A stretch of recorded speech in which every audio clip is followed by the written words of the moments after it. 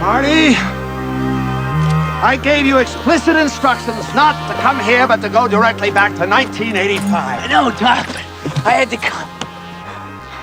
But it's good to see you, Marty. Time travel has these two in a chokehold. Yeah. They continuously preach, we gotta stop messing with time, and then they start time traveling. I can say this because I'm a fan of this franchise. I still think it's a super strong franchise, but does the ending of this movie undermine its message? Absolutely. Because at the very end, DeLorean gets destroyed and ends with Marty and Jennifer kind of overlooking the wreckage of the DeLorean. It's very symbolic. End of an era. No more time traveling. We're done toying with time. And then who fucking shows up in a brand new time machine? It's Doc. Doc shows up in a train time machine. What the hell?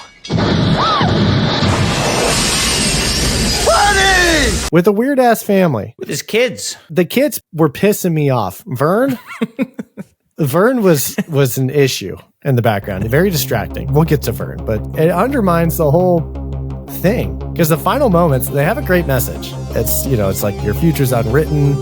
That's the beautiful part about it. But what does that mean?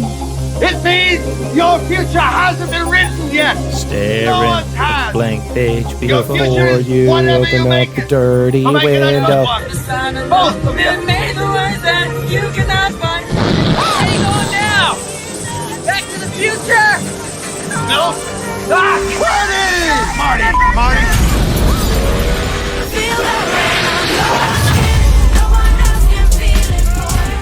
Yeehaw, corn dogs. Welcome back. It's the Wild West times with Dr. Pop and Marty McCorndog. We're back again for the third installment. It is such a time, such a vibe.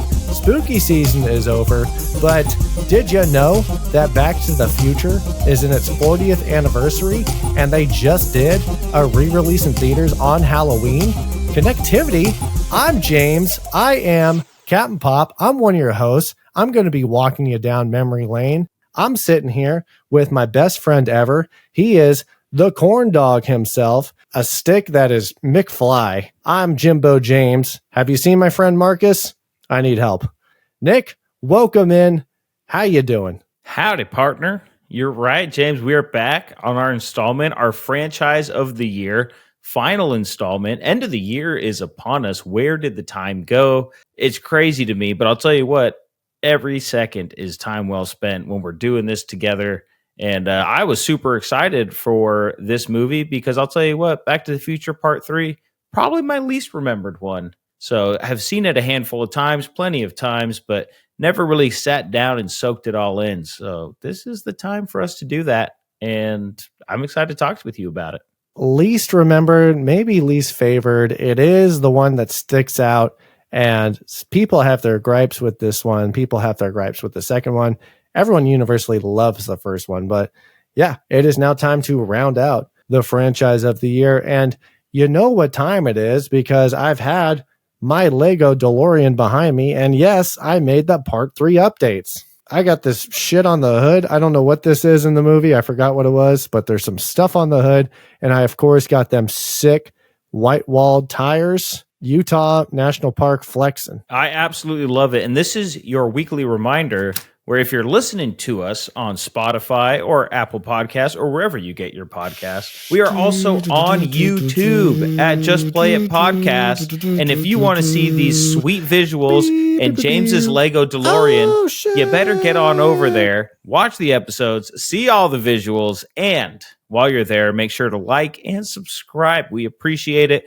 We're just two guys out here making some content, watching some movies, talking with y'all about it. So we appreciate everyone who stops on in and checks us out. Come on down. See the Lego DeLorean. It's right behind me. It's going to be sitting there for the rest of the year in part 3 form. Let's get into it. We are going to talk about Back to Future Part 3, our franchise of the year. And before we even lay out the stats, our thoughts, our feelings, we're going to hit each other and hit the audience with our pre-pop points. This is the pre-kernel score before that kernel pops.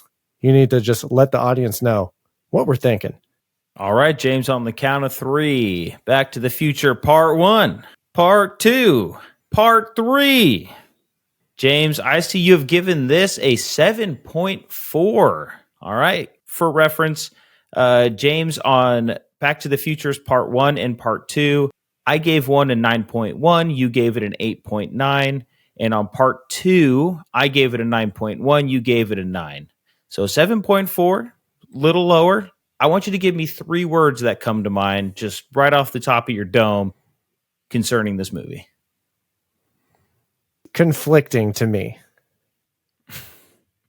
That's what I'm going to go with. That's what I'm going to go with. Nick, that works. It is now your turn to hit me and the audience with your pre-pop points. And as a reminder, we do this so that we have no bias. We write these down before we can influence each other's answers or feelings. So, Nick, counting you down, I'm going to go reverse back in time. Back to the Future Part 3, Part 2. OG Part 1 hit me. Nick, Back to the Future Part 3, you gave an 8.1.21 gigawatts. I love that. Cute. Very cute. You'd be able to see that if you're watching this on YouTube. Don't forget to follow, watch, listen. We are at Just Play It Podcast on Instagram and YouTube. We are at Just Play It Pod on X. Nick, with that great score, can you hit me with 3 words? Different, but good. Yes, I was going to say different, but still good. But yeah, actually we have pretty similar feelings there. I will actually have a pop the corn talking point about my pre-pops, but let's just get to it. We have a lot of work to do. Let's run through the roster. Very familiar faces here because this movie, once again, is directed by Robert Zemeckis, and it is also written by Robert Zemeckis and good old Bob Gale. Nick, the music, of course, we got Alan Silvestri back on the track. Couldn't go any other way. Because he is just tied to the hip to Zemeckis. He is, and we brought this up in Back to the Future Part 2, but Part 2 and Part 3 were supposed to go back to back, and they had to split it up, so it's not surprising that we have a lot of our same folks. Well, it's going to be one movie. Yeah, it's going to be one movie. They had to split it up, but so our cast, we're going to have a lot of the same characters. One new face here, though. So starring Michael J. Fox, of course, Christopher Lloyd, of course, Tom Wilson, of course, our trio from the other 2, and a new face here, Mary Steenburgen. Yep, not new to us because we know her as the mom from Step Brothers. That I pegged it right away. That face, that like surprise face, I was like, that's yep. Yeah, we also got Leah Thompson. She is back. And the brother and sister sibling. We got some other friends of the show that we will run through. They're technical friends of the show because they have shown up in this franchise once before. But Nick, do we have familiar budgets and box office is with this one? Yeah, James. So our estimated budget for this one is $40 million. And I was wondering how that works because if Part 2 and 3 were supposed to be together, I wonder how that budget got split out, how they decided to make that all work. Well, I think the Old West storyline was going to be part of Part 2 originally, but it was too big, it was too long, it was too much sauce. So they said, all right, we're just going to split it into 2 different movies, and we're going to have a Part 2 and Part 3, and that's going to be it. So then they probably presented that to the studio and said, okay, $40 million for Part 2, $40 million for Part 3. I wonder, you got to save some costs, though, right? If you just have the same crew and you're going back to back, you don't have to bring anybody in. You don't have to go through casting. Not when you're flying Robert Zemeckis back and forth from Sonora, California to Burbank to do post-production on Back to the Future Part 2 and film photography on Back to the Future Part 3. But yeah, I'm sure there's some give and take with, we'll save money here because we're just going back to back. We don't have to hire new crews or do anything crazy, but then we do have to do something crazy because we're doing this overlap back to back at the same time. So same budget as Part 2, but whereas Part 2 had a box office of $332 million, Nick, Part 3 is coming in at $245 million. So it is a 613% return compared to the 831% return. Not terrible, but not better than Part 2. No, it's not. And what the surprising number to me was that it was only $88.2 million domestic. So it only doubled its money domestic, and the other $160 million came from foreign, which Not surprising because obviously it was a big hit everywhere, sci-fi, fun, everything. But, you really expect that domestic to usually be the largest slice of your pie, especially in the late 80s, early 90s. So I thought that number was a little surprising to me. Perhaps the Old West setting threw people off. Who knows? Because we did get that trailer at the end of part 2, if you recall. Oh, yeah. They were filming it when they were wrapping up part 2, so they had the footage to show off. And yeah, I don't know. Maybe people like a couple years off from a franchise. Who knows? But Nick, related to that, related to how people feel about it, related to my pre-pop score, I got to pop the corn off rip, baby. You already pointed out my scores for the first 2. Part 1, I gave an 8.9. Part 2, I gave a 9. 7.4 is my floor. So I can only go up from here. And I'm not super hard parked there, but I'm not super convinced. And just like my 3 words, I am conflicted by this one. I'm unconvinced. My talking point right off the rip is this. Why this is not the best, but some would argue that it is the best for the very reason I'm about to bring up. So I feel like it doesn't feel like it's a Back to the Future movie to me. Now, to some people, maybe that's the reason why it's good and why people like it, because it is different. But for me, it's the most different, and it almost feels like a gimmick, like it's supposed to be some sort of bottle episode of a show called The Wacky Adventures of Doc Brown and Marty McFly. It's almost random to me that we're going back to this insane setting, and then we have a love story with Doc Brown, and then that's how we leave the franchise off. And it's like, it doesn't seem fitting to me.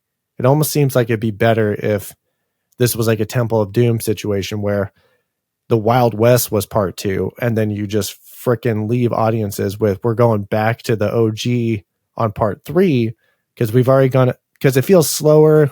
It's a little bit, because the first 2 are just like, bam, bam, bam, bam, bam. We're getting you with information. It goes super fast. And whether that's through action, whether that's through Doc rambling about scientific BS, whether it's just general plot unfolding, the first 2 movies are just rolling or just hitting the ground running. And then this one seems like we slow down, and it seems like a weird part in the franchise to slow down. It seems like we should have did that after the roller coaster of part 1, and then we ramp up to a part 2 style. But yeah, that's just one of my first experiences watching this movie. And same thing with my issue with Temple of Doom. I think we both had the same issue. We said it didn't feel like an indie movie because we were stuck underground for an hour and a half, and we weren't globetrotting and doing fun things, and it just didn't feel like an indie movie. But this is just my opinion. Other people can say, well, that's what makes it great because it's different. And what do you want? The same thing over and over again? So that's just how I'm starting off this conversation. What do you say to that? I would agree with you. It's very Back to the Future flavored, but not Back to the Future forward, if that makes sense. And I would agree with you. You brought up some good points, and I think audiences, myself included, feel the same way. It felt very disjointed. I can see how they wanted to bring this into part 2, where it's more continuous, where we're jumping to the future, and here's Biff, and then, we're going back, and here's this. The standalone Western feels weird, and I think as the third installment, what hurts it is it feels like everything is being recycled a little bit. And I can understand that. We have, spoiler alert, we have some of Marty's relatives in the past. We have other people's relatives. And we're saying, okay, there's a future version of everybody. There's just this new past version of everyone else we know from the first 2 movies. So it ends up feeling a little recycled because it was split into that part 3 instead of feeling as continuous as I'm sure Zemeckis and Gale wanted it to be. Yeah, and I think that's part of Back to the Future's shtick, is that no matter what era we're in, there's always a version of somebody. It makes a lot more sense in part 2 because that is just straight up, we are revisiting the first one, and it's a beat for beat replay of part 1, except we add all these layers to it because we are working around the mechanics and plot of part 1. Whereas this one is, we're in a completely different setting. It feels the least connected to the Hill Valley storyline, which is fine. This ends up being more of like a character story for Doc Brown. But I think it's also the setting. I'm not a period piece guy. At the very least, I need my movies and TV shows to take place after automobiles have been invented. I mean, it's a hard sell for me. If we're not in a time period where we have cars, I'm more than likely out. I don't know why. And I think Pirates have a pass because it's so fun and the pacing is great in Pirates of the Caribbean movies. And it's a little bit jokey. If you give me a period piece, I don't know why I'm just not attracted to it. And that's just my personal opinion. You might love medieval stuff or Western stuff. It's not my jam. So I think the setting also just throws it off for me because I think the fun part about Back to the Future was it's so 80s. And then in part 2, it's so futuristic. And we have these funny little gadgets and the DeLoreans schmobbing around, hoverboards. Yeah. That's just my jam. I think when it comes to things like time travel, the further removed you are from the present, the harder it gets to watch, right? So like you said, in number 2, it's a shot for shot remake, not shot for shot. It's a replay of the part 1 story, but we have all these characters who we have, 1 degree of separation from, right? His dad, his mom, Biff, right? These people we know. And now we're going back to like 3 generations past. And like, I don't know these people. I don't care about these people. They didn't really give him a lot of weight as far as, whoa, if my great, great, great grandfather dies, I won't be alive. He was just there. It was hard to connect with these characters. At the end of the movie, Marty, to Seamus, just says, take care of that baby. It's not like a big conflict. Like, oh my God, like if I kill this person or if something happens, then I dust. Also, just the Marty being called chicken character development just never really hit with me. It always seemed like it was forced. It just seemed like they kind of needed some sort of character development for Marty. That part of the story is more of a testament to Doc playing God because he knows what happens to Marty and he is very careful and meticulous of trying to not give Marty too much clues about his outcome in the 2015 future, but also kind of guide him. So I think it's more of like it's a tool of Doc and his control over Marty's character development. But yeah, just like part 2 is just like, here's Needles. He is Marty's boss and he dogs him all the time. And then he's just, in the epilogue of part 3. And then we just needed like some sort of character development for Marty. So that never really hit with me personally. It's a little, what's up? What do you got? I was thinking about it. And I'm going to agree with you.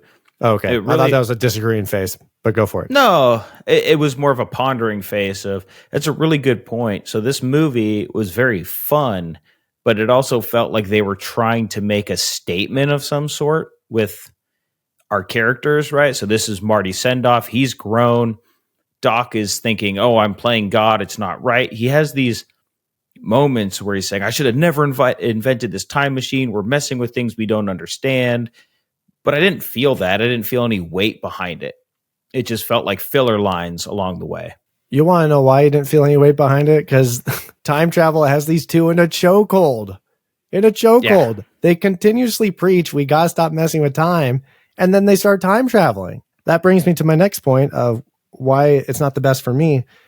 And I can say this because I'm a fan of this franchise. I still think it's a super strong franchise. But Nick, does the ending of this movie undermine its message? Absolutely.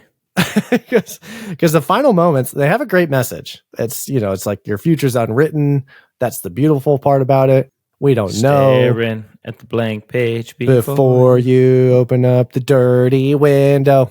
But not Doc. Doc's busting that dirty window open because, you have Marty and Jennifer and, we're just going to jump ahead because people have seen this movie. We're going to talk about it. At the very end, DeLorean gets destroyed and ends with Marty and Jennifer kind of overlooking the wreckage of the DeLorean. It's very symbolic.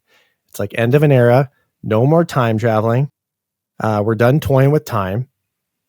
And then who fucking shows up in a brand new time machine? It's Doc. Doc shows up in a train time machine with a weird ass family. With his kids. The kids were pissing me off. Vern was an issue in the background. Very distracting. We'll get to Vern. But yeah, the kids were pissing me off. I feel like if Doc had a family, couldn't he bring them to a cooler era where the kids, got a better fit on.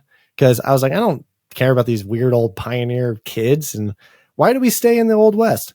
If we did stay in the Old West, I think it'd be a lot more meaningful if Doc stayed there. And then as Marty shows back up in 1985, we get another Western Union, better yet, another Joe Flattery cameo of him saying, and it's just like, my family's work for Western Union, and my dad told me this weird story, and now I'm having a similar story where I'm delivering this letter to somebody, and it's Doc in the past again, and says, hey, Marty, hope you made it home. I'm happy with my family. Here's a picture of us. Then that would make more sense of his Old West family. And they would be like, wow, okay, it really is over. End of an era. It'd be tough to swallow because we don't want the adventure to end.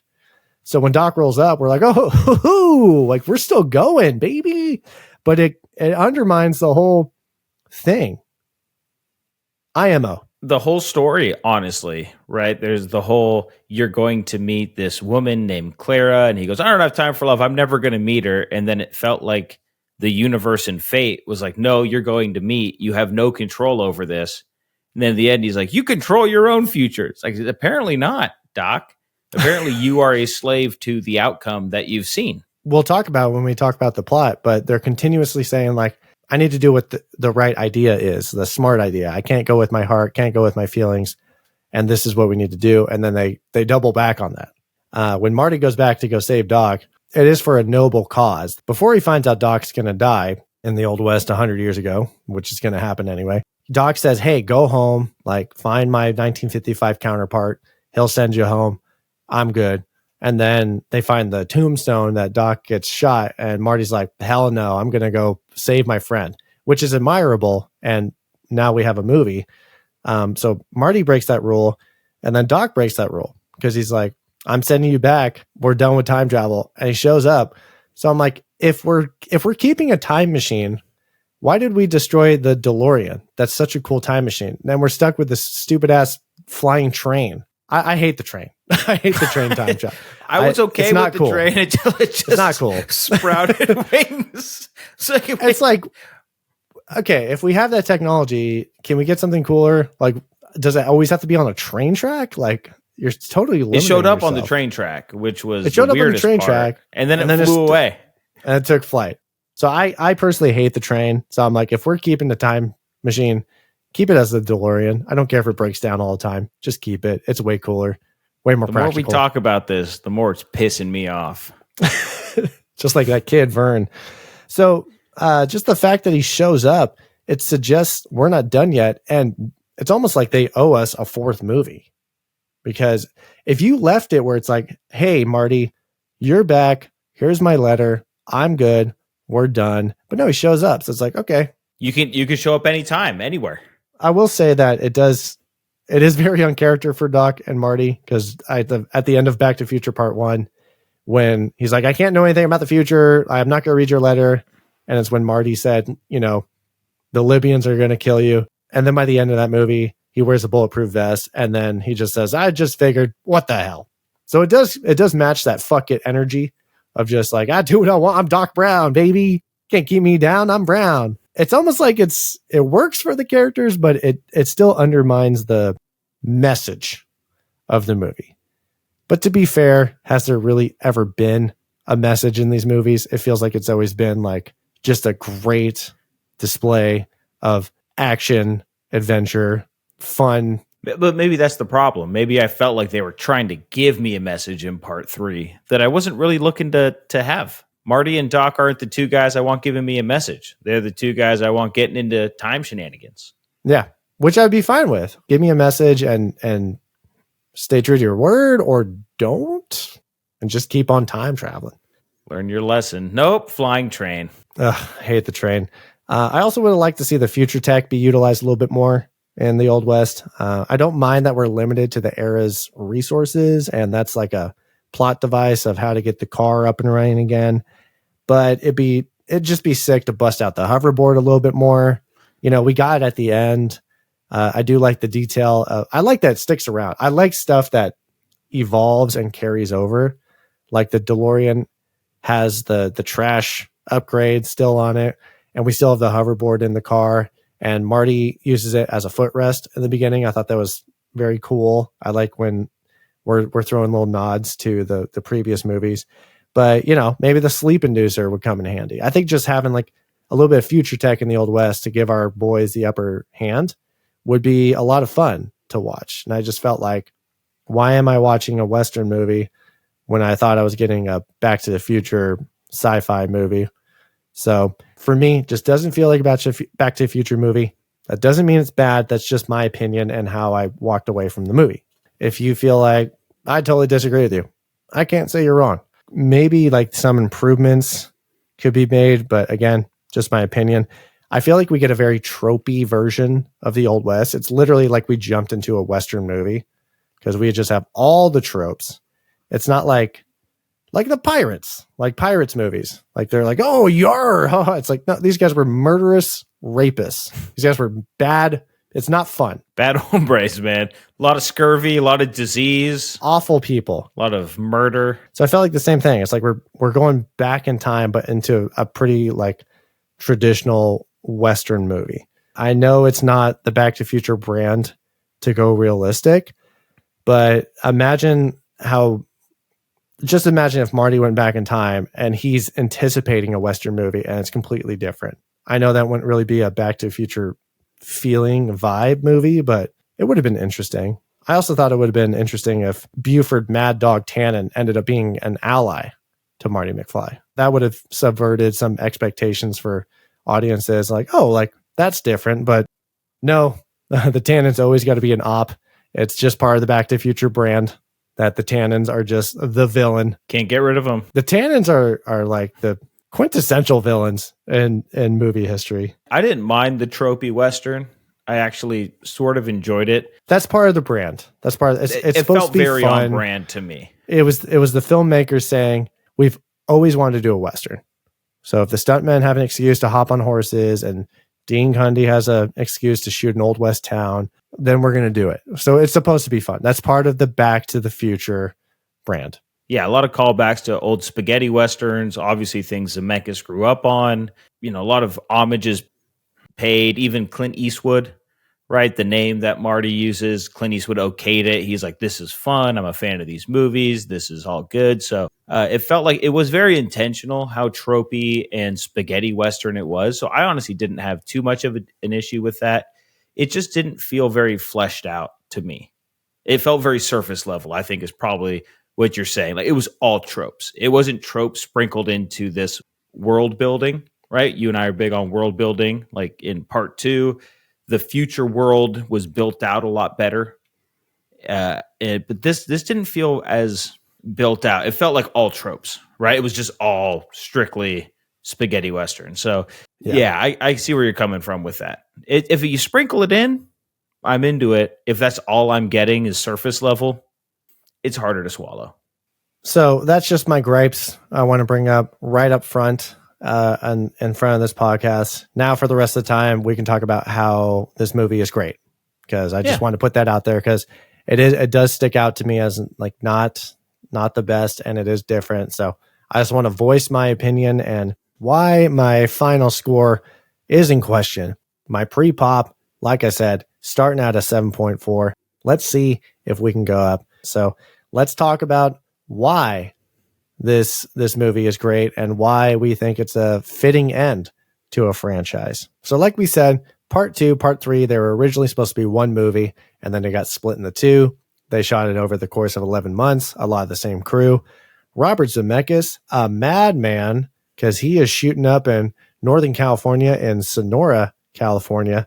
That's where the Hill Valley Old West town takes place in. Meanwhile, Bob Gale is in Los Angeles doing the post-production. He's supervising that.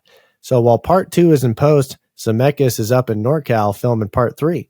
And what does Zemeckis do? For a couple weeks there, he would finish up photography on part 3, hop on a private plane, fly into Burbank, California, meet Bob Gale and the post-production peeps at the dubbing stage, and would give his notes, give his thoughts on part 2, because he's still the director of that movie, and that's what directors do. They go into post-production and give notes and say yes to this, no to that. after he's done on the dubbing stage, he would sleep at the Universal Sheraton, drive to Burbank Airport at about 4 a.m., 5 a.m., fly back up to Northern California, and keep on shooting. So kind of reminiscent of Michael J. Fox and how he was doing his sitcom during the day and then would film Back to the Future, the OG, at night. So a lot of burning the candlestick wick at both ends. Marty. So as much as like I have my issues and questions with this movie, I think the dedication and the attention to detail is not in question with us. No, it's not. And I will say, James, it wasn't just Sonora. It wasn't just Northern California. There are parts of this filmed in Utah, parts of it filmed in Arizona as well. So they were traveling all over the place, a far cry from, you helped, you're on the crew for part 2. You're like, oh yeah, we're in the city. We're all urban. This is all fun. And then they're saying, no, like, man. Did they ever leave Universal Studios for the part 2?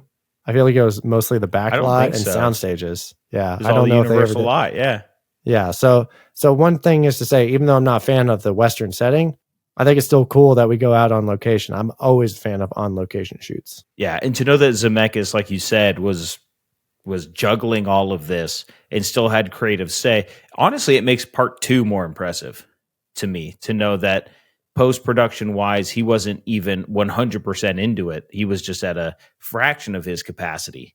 Is very impressive. I know he was just more so okaying and overseeing, but still very, very cool. Another cool thing about this movie to me, James, was its use of miniatures. We love some miniatures. So yeah. You've seen the movie. Tiny little babies. Just a little miniature. There's a lot of cool stuff in these movies. And I think this one I'm just saying this. I have no evidence for this, but I say this one might be one of the most practical ones just because of the Western setting. You kind of have less to hide behind as far as effects go. There's one bad green screen. I think we probably both clocked it there at the end. But for the most part, everything practical was really good. But you can't practically be crashing trains. Oh, you can't hoverboard. The hoverboard was bad. I was like trying to yeah, when Doc hoverboards Clara. When Doc's just... I was like, he's going 80 miles an hour on that thing because he's passing the train. Yeah, the hoverboard as it's in its final moving. But he looks so slow and majestic. Yeah, he was smooth with it. But no, so that obviously you can't be crashing trains. Just using locomotives in general is very hard at getting them up to speed, whatever. So what do? You build some miniatures. So this is a time in filmmaking when miniatures are very popular. You have some very, very, very, very talented people who would create these miniatures, really set up the settings for them, all the filming positions for it. So it's a very impressive movie from that angle. I knew this going into the movie, and I was trying to watch going, all right, can I notice that it's a miniature? And you really can't. And especially if you're a 1990s audience member, it would be really hard to notice. So I think they pulled it off really well. Famously in this podcast, Indiana Jones used a lot of miniatures as well. I was going to say, I didn't even notice that until you wrote that in the doc. And then I looked it up and I saw, oh yeah, the DeLorean on the front of the train is like when toddlers are riding in those little electric toy cars. It's like the size of that. And the train is like a little fun size train. You could probably just sit on like at a county fair. Yeah. The kind of things you ride at a county fair. Yeah. I was like, crazy. Oh, that's cool. Yeah. So when you undig the making of, it really does make you look at the movie in a new light in a little bit of more of an endearing way. Yeah. It's impressive, right? You may not love the outcome, but you have to respect the process. That's how we felt, I think, about A Nightmare on Elm Street. Because when we finished the movie, I was like, mid, but then I was like, but the effects were so good, and just like the $1 million budget of what they did with that movie is so impressive. But I think if you just were to show it to somebody who doesn't care about all that behind the scenes stuff, they would just say, it was fine. So when you uncover what they did to get this movie off the ground, like a locomotive train that flies, pretty impressive. There's one thing you cannot say about this movie, and that is that it is not fun. Because it is fun. And there's a lot of shenanigans, and there's fun effects, and there's laughter, and there's still that comedy effect to it. So James, that's all I have. Do you want to get into this movie a little bit? You want to get into this plot talk? Is it about I that would time? love to get into this movie. Nick, I will read this log line and we'll jump into our good old-fashioned PT. Log line goes, stranded in 1955, Marty McFly learns about the death of Doc Brown in 1885 and must travel back in time to save him, period. With no fuel readily available for the DeLorean, the two must figure how to escape the Old West before Emmett is murdered. Wow, Emmett? Dropping Emmett in a log line? That's crazy. That's brazen, man. Forget this fool's name is Emmett, but we're going to talk about Mr. Emmett and Mr. Marty in Plot Talk. Plot Talk. All right, James. Well, you mentioned it in part 2 at the ending. We had a bit of the trailer. We had the setup already. This is not a surprising development. We didn't have to build in some plot device to tie it into number 2. It's 1955. Doc has sent back Marty. We're at the clock tower. He goes, "This is crazy." And guess what? Marty comes on back. So we go back to the future, to the past. Very similar to number 2, how we just, the final scene feeds into the first scene of the next movie. And here we are. Here we are indeed. Yes, there is instant connectivity with the rest of the trilogy because right off the rip, we're sending Marty back, which is a scene from the first movie. And then we get that final scene from part 2, when part 2 Marty is running up to 1955 Doc. And then he says, "Great Scott," and passes out.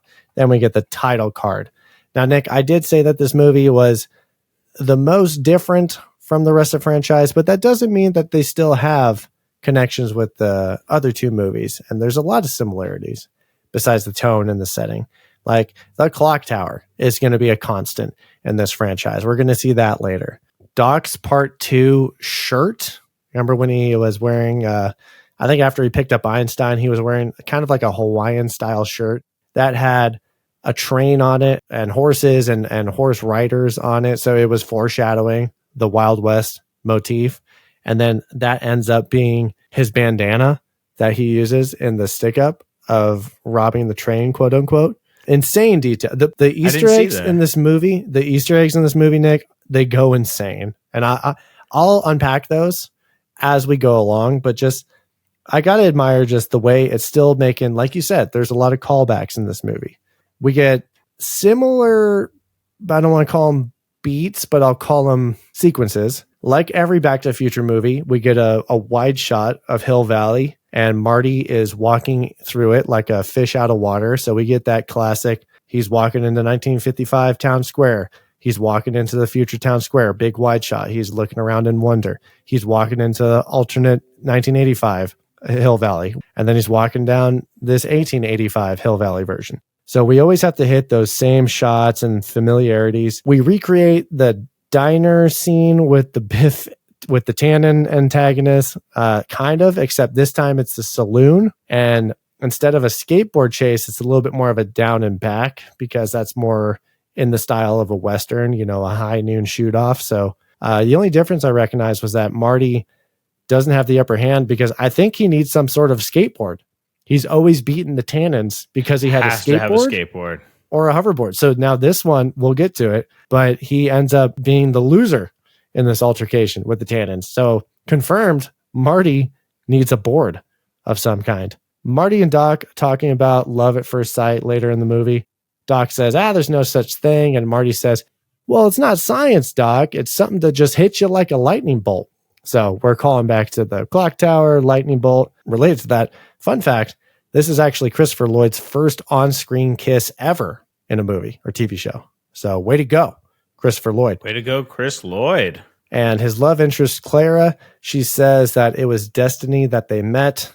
Again, this just reminds us of the George McFly, I am your density. I'm George McFly.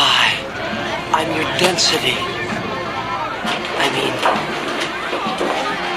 your destiny. A lot of connectivity with the franchise. It's very different, but they don't forget where they came from.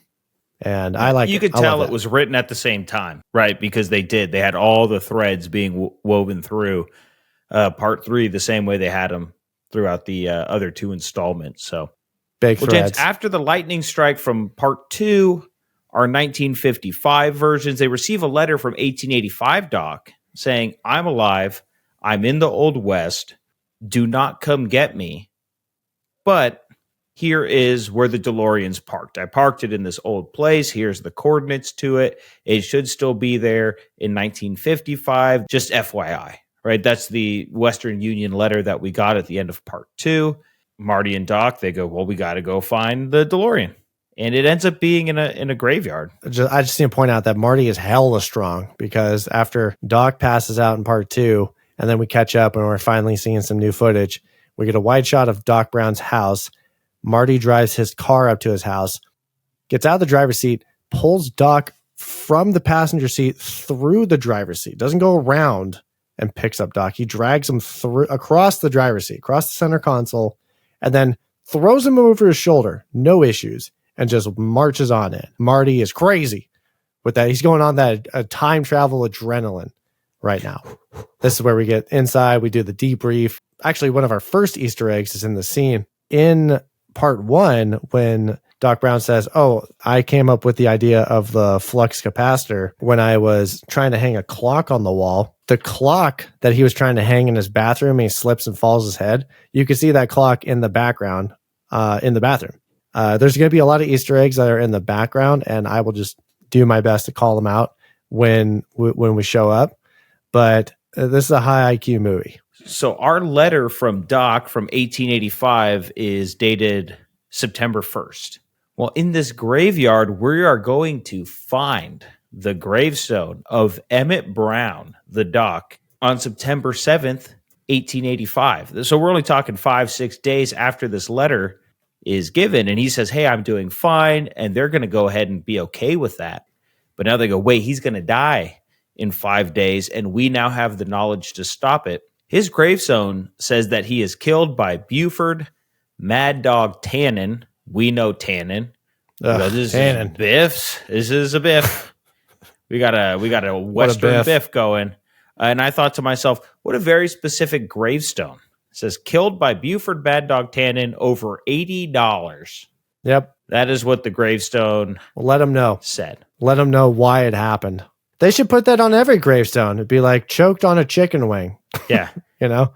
Died in a hospital bed like a bitch. And so Wow. didn't go out thanks to Buford Mad Dog Tannen, that's for sure.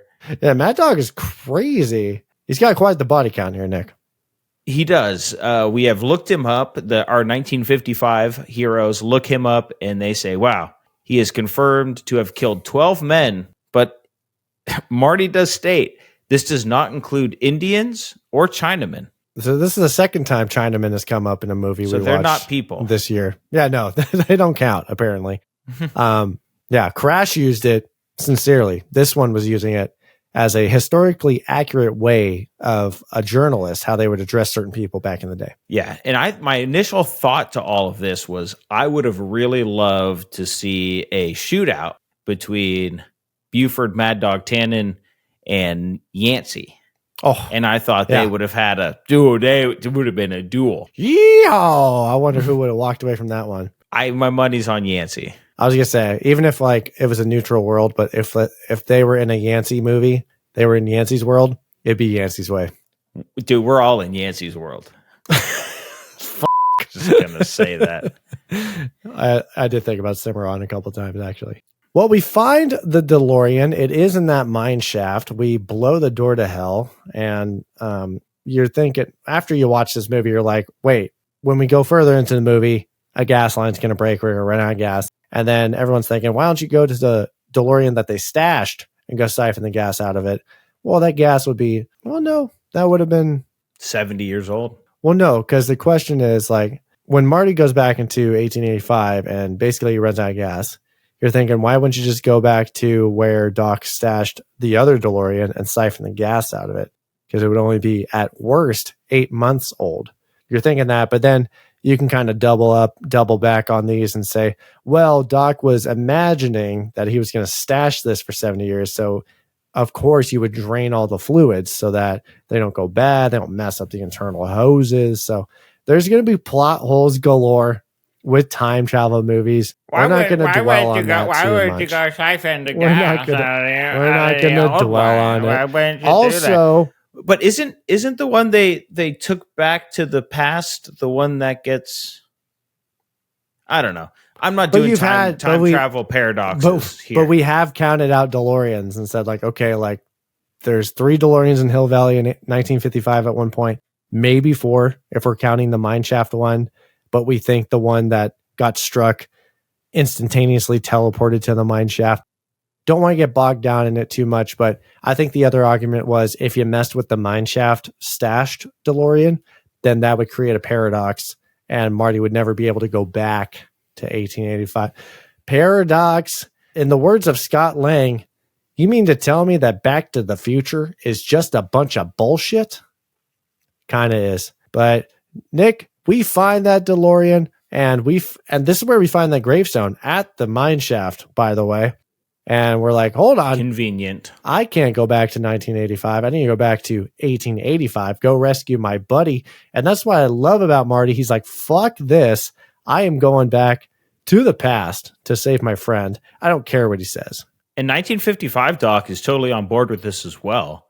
He is not trying to talk Marty out of it. He's like, yeah, go save my ass, please. Maybe he doesn't know what's going to happen to him. He's like, if he dies, who knows what happens to me? I don't know. Well, I think he's doomed to repeat the cycle, right? To go back there and die. Mm-hmm. I don't know how time travel works half the time. Yes. But Doc's going to help him. They're going to be at a drive-in movie theater. Doc is going to dress him in some like spaghetti western with the leather tassel outfit. Not even spaghetti western. This is like cosplay sci-fi western. It's so funny because there's like like atoms and like nucleus designs on it. It's bright pink. It's bright blue. And this is where Marty says, well, Clint Eastwood wouldn't wear anything like this. And Doc Brown, kind of reminiscent of the Ronald Reagan joke in part 1, says, who's Clint Eastwood? And then Marty says, oh, that's right. You wouldn't know who he is yet. And Nick, Easter egg right here. Didn't catch this. Read about it afterwards. I love this Easter egg because as he says, oh, Clint Eastwood wouldn't wear anything like this. They're at this drive-in theater. And he says that right in front of 2 posters that actually have Clint Eastwood in those movies. They look like those very old-timey sci-fi disaster movies. One is called Revenge of the Creature, and the other one is called Tarantula, which like, a big spider, kind of like, Attack of the Swamp Thing, those kind of old 50s serial style action adventure movies that just are meaningless. So Clint Eastwood was actually in these 2 movies that the posters have. And better yet, he was uncredited in these movies. So of course, it just makes that's right, you haven't heard of him yet joke even funnier. I was like, these guys, who put that in? Was that the set deck crew? Was that Zemeckis? Was that Spielberg? Who was that? I thought that, I was like, ooh, that's nice. So a lot of these Easter eggs, like I said, are going to be in the background.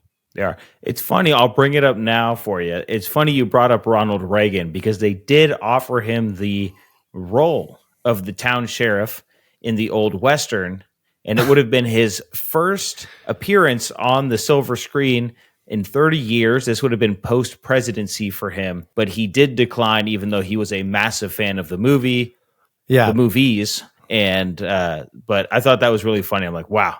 Imagine if you got one last Ronald Reagan cameo in there. That would go insane. That would go hard. But James, our DeLorean, the tires are obviously eroded. The rubber's split. What are we going to do? James, we're going to put some sick looking white walls, just like your Lego set up there. Go ahead and check us out on YouTube. Just Play a Podcast. Like and subscribe if you want to see it. Watch the YouTube. And so we got some sick white walls, which is the first thing I mentioned, or I saw. I was like, this is a hot look for the DeLorean right here. Like Lightning McQueen? Yeah. White walls are clean. And of course, we're going to bring along the hoverboard. We have this little joke, at this drive-in theater. There's like, it seems like we're in a different state because we are.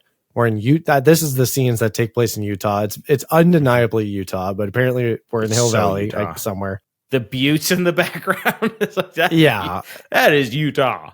It basically looks like the opening to Indiana Jones and the Last Crusade. That was the same kind of setting there. we're in this drive-in theater, and there's this mural of Native Americans riding horses at the base of the screen, because we're in, it's like themed, I guess, of the location. Marty says, "Oh, this thing ain't going to get up to 88. I'm going to go hit those Indians." And then Doc says, "Oh, once you hit 88, those Indians aren't going to be there." And then it's a telegraph joke of once he travels back in time to 1885, he is traveling straight towards basically a recreation of that mural of charging Indians on horses. What are the odds? Yeah, it is kind of like an Indiana Jones gag, I thought it was hilarious when he's running over the hill and he has a bunch of tribesmen chasing him, and just like the classic. I know George Lucas didn't have anything to do with Back to the Future, but it is like a George Lucas type of joke where Han Solo's running around the corner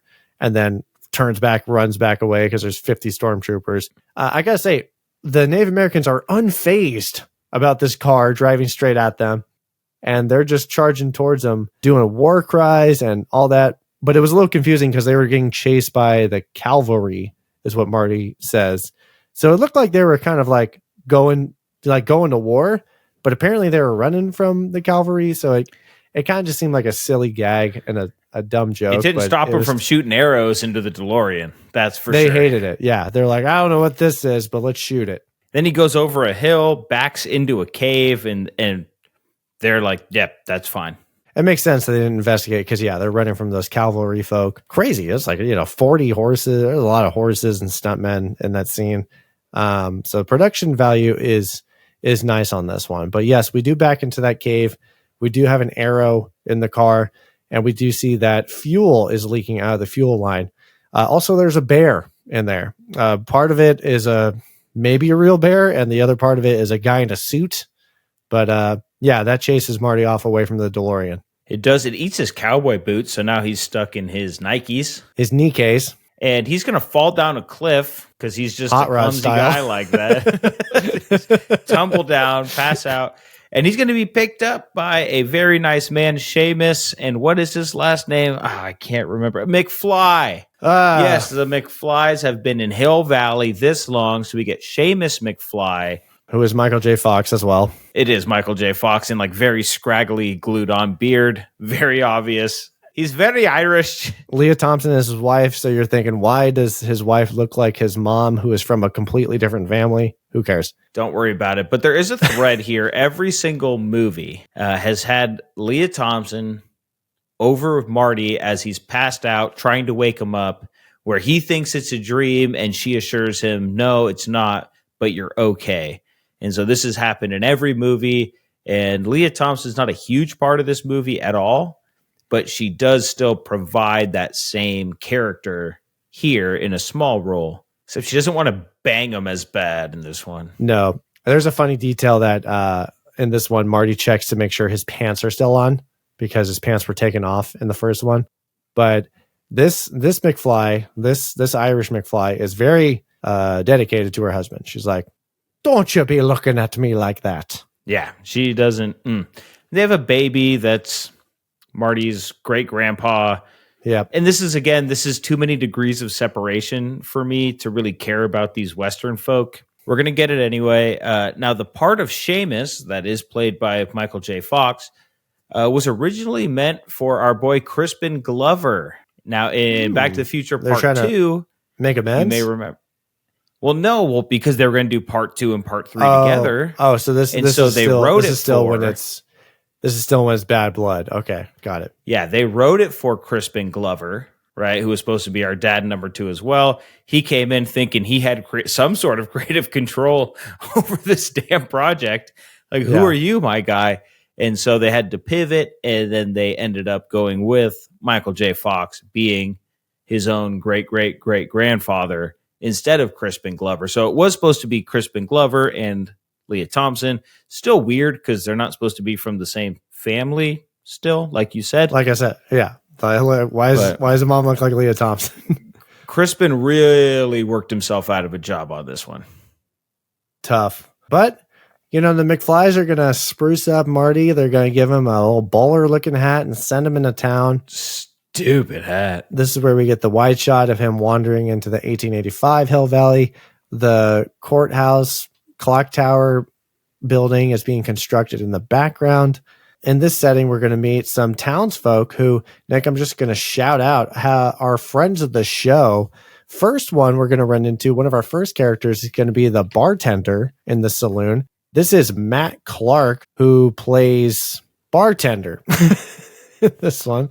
But Nick, he was also the Secretary of Defense in The Adventures of Buckaroo Banzai. Also, he was Uncle Henry in Return to Oz. So this guy we've seen 3 times now. Super friend of the show. Super big friend of the show. Our other one is going to be this barbed wire salesman who is played by Richard Dysart.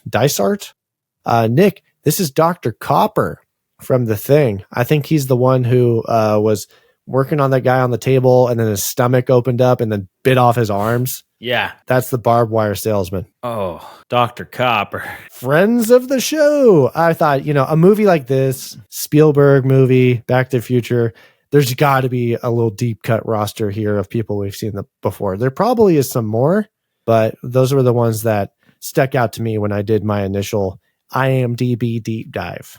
The IMDb DD. So, James, we're going to get into town, and we're immediately going to get into it with Mad Dog Tannen. We're going to get Tannen. I'm just going to refer to him mostly as Biff throughout this movie because that's exactly who he is, and his gang. So he wants to find Doc, the blacksmith, because that's what he says in his letter. I'm a blacksmith. And he has apparently wronged Biff in some way. And so we're going to get the classic now dance. Biff's going to shoot at Marty's feet, and Marty's going to start dancing, jumping, and then he just hits the moonwalk flawlessly. Marty hit that. On those old, grainy wood floors. Doesn't matter to Marty. He's that good at it. And his Nee-Kays. Nee-Kay, what is that, some sort of engine talk or something? In the credits, there's a special thanks to Clint Eastwood for letting them use his name. There's also a special thanks to Michael Jackson. I'm assuming it's so they didn't get sued for the copyright of the moonwalk, but pretty sure he copyrighted the moonwalk. I thought, that's very 80s. Super 80s. Well, Marty's going to end up, you know how he does with Biff. He can't help but mess with him. He's going to jump on a loose floorboard. It's going to kick up an old spittoon. Spittoon's going to land on Biff, Mad Dog, Tannen, and it's going to piss him off. And now we got, like you said, our chase scene. Except for our boy Marty doesn't have his skateboard / hoverboard / anything attached to his feet. There's no boards in this setting. There's nothing. Surfboard. Horseboard. He's going to get lassoed. He's going to get dragged in front of the town square. And this is a lawless town because they're just allowed to throw a rope over a rafter and string him up and start lynching him. And James, famously in this scene, we don't have to dwell on it because I know this is really well documented. The rope ended up slipping and it did suffocate him. And he did lose consciousness for a couple minutes due to this hanging. Were you not aware of this? Nope. Oh, I thought this was one of the more well-known facts of this movie. No. Yeah. No. Dang. Really? So, yeah, it was a stunt that he did. Holy shit. And it was supposed to not happen, but it slipped off of the restraint, and his hands were supposed to be in there to block it, but it all slipped off, and he was actually getting lynched. Real life, lynched on set. And it wasn't till he was unconscious for a few seconds that the crew noticed and went like, cut. Is he still acting? Yeah. And they were like, he's, so they obviously took him off. And then the one quote I found about it was after that, Michael J. Fox says, I don't want to do as many of my own stunts on this movie anymore. That's crazy. Well, I was going to say, like, first off, there's a lot of physicality that Michael J. Fox is doing, a lot of running, getting dragged from the lasso, jumping on horses, horseback riding, a lot of trades you got to learn as an actor sometimes, which can always be fun. But yeah, and then that's like the second time there's been an almost near-death experience because like we talked about on part 2 with the hoverboard, Spike, the character of Spike, the stunt woman in that sequence got prematurely dropped, didn't go through the window, hit a pillar and just smacked on the concrete ground. So gotta be careful. Set safety. It's important. How frightening would that be? You're up there, you're acting. I was like, the rope slips off. You're trying to tell people that you're getting lynched, and you pass out, and the last thing you see is a bunch of people with cameras going, "You're doing great." This Like they're looks good. filming your death. Like that, dude. That I need to go see a psychiatrist. That would mess me up a little bit. Like they were just filming and laughing and watching and giving me a thumbs up as I'm sitting there choking to death. Well, don't worry, Nick. Michael J. Fox is fine, and so is Marty, because he is saved by Doc Brown with this sick sniper rifle. Looks super cool. Well, shoot the fleas off a dog's back at 500 yards, Tannen, and it's pointed straight at your head. I wanted to see more of this thing. This is where we get our first hint that Doc is our hero in this movie. So he steps in the frame with that classic blocking that a cinematographer would do of just showing us our mysterious cowboy hero. He comes in as like a traditional cowboy. All he's missing is a spurs on his boots, but just walking up, sniping that lasso noose that is around Marty's neck. Robert Zemeckis said this as well. He said, Marty, he's not the focal character, I think, in any of the movies. I think he's more so like a vehicle for the audience to go through all the motions and the, where am I? Like, explain the rules to me and what's going on, Doc? So like the first movie, the focal character was George McFly. I think the second movie, the focal character honestly was Biff. That was like his Thanos Infinity War movie. That was like we're following the Biff character and how he alters the storyline, and Marty and Doc just need to react to it. And then part 3 is a total Doc Brown movie. Also, I love that after Doc saved Marty, he just hits Marty with a, "Marty, I told you not to follow me here." Marty. Marty, I gave you explicit instructions not to come here, but to go directly back to 1985. No, Doc, but I had to come. But it's good to see you, Marty. Doc is now the town blacksmith because, back in the day, the town had one blacksmith. You couldn't have multiple shops.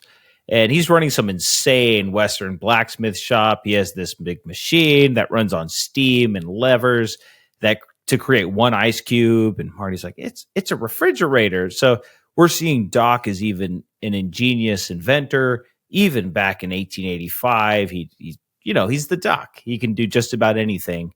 Except he can't really fix the DeLorean's fuel line. That is damaged. There's no gasoline in 1885. That's not going to be created for another 20, 25, 30 years. And there's no easy way back to the future. And so they're thinking, okay, can we pull the DeLorean to 88 miles an hour? Absolutely not. Can we run it down a hill? That's too variable. Can we wait for the winter where there's going to be ice? And Marty says, we can't wait that long. You're going to die in 5 days. But can we push it? So we go, oh, here's the train. We've seen the trailer at the end of part 2 before the credits. We know it's train focused. We could push it with the train. And then we get this weird line that I wasn't a fan of where the trains, I could push this up to 60 miles an hour. They go, how about 90? Oh, you couldn't get it to 90. And the audience is going, but it's a Doc. The Doc can get a train up to 90. So that's not a problem.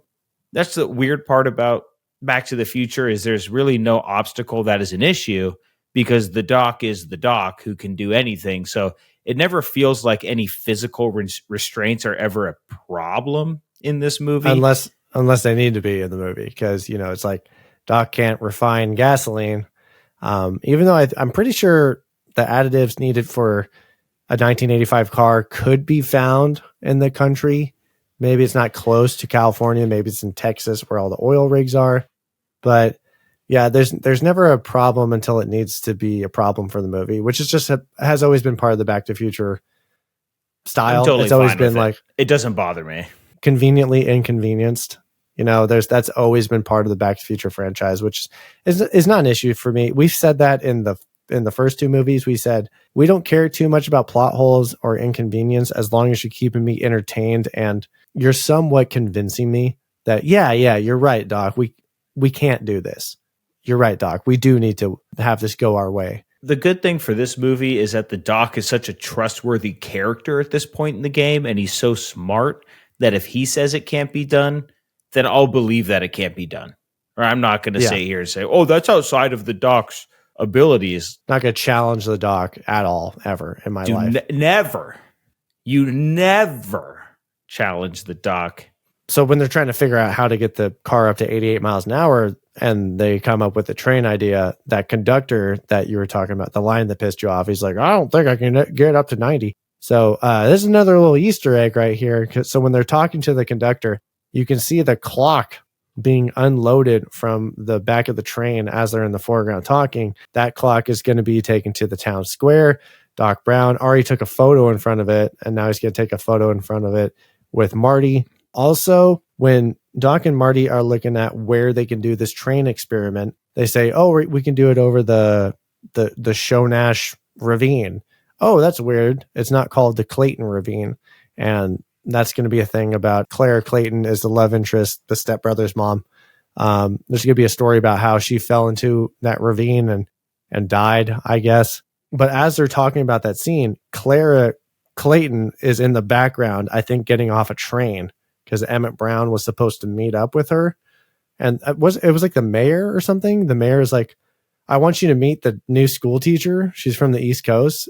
I don't know why he wanted Doc Brown to meet her, but he blows her off. And then they never meet. And then so she gets her own horse or whatever. And then that puts her on a new trajectory timeline of being on an uncontrollable carriage or horse and careening towards this ravine. And then by chance of what has unfolded on screen, Marty and Doc are there and they can intervene, and Clara Clayton never falls into the ravine. We get another little like Easter egg in the background and repercussion in the movie. I thought that was reference to the end when she was going to be still on the locomotive as it fell into the ravine.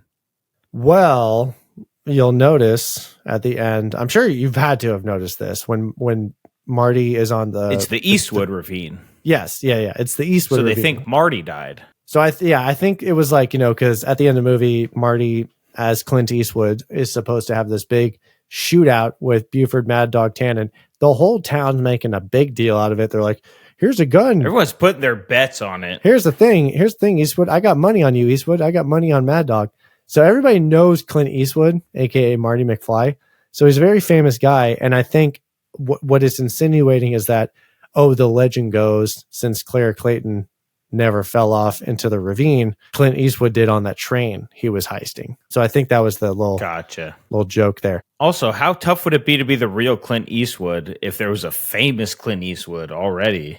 I thought that's got to fuck a couple things up, right? Maybe it was like a thing like, Clint Eastwood is named after the famous Clint Eastwood of the Old West. Could be something like that. Yeah. Just to wrap up the background Easter eggs, these are small ones.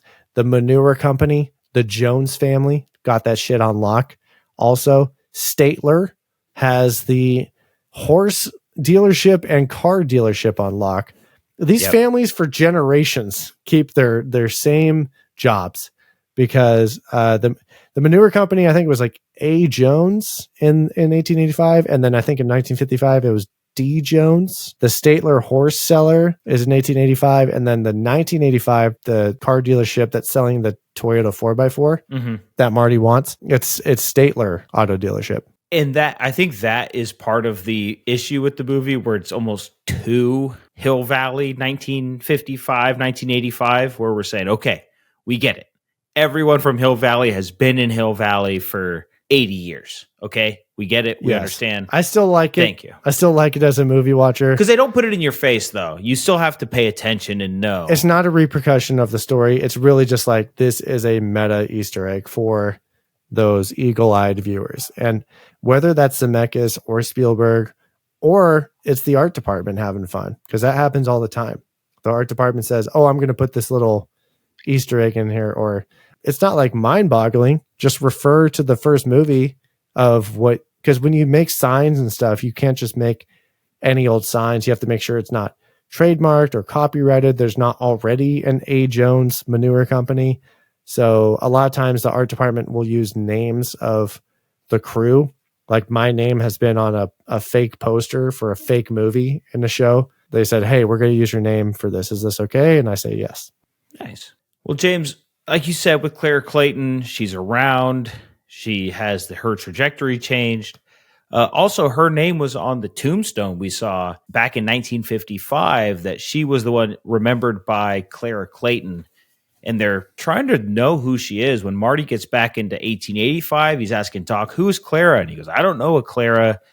I wouldn't fall in love. I don't have time to fall in love. I'm a man of science.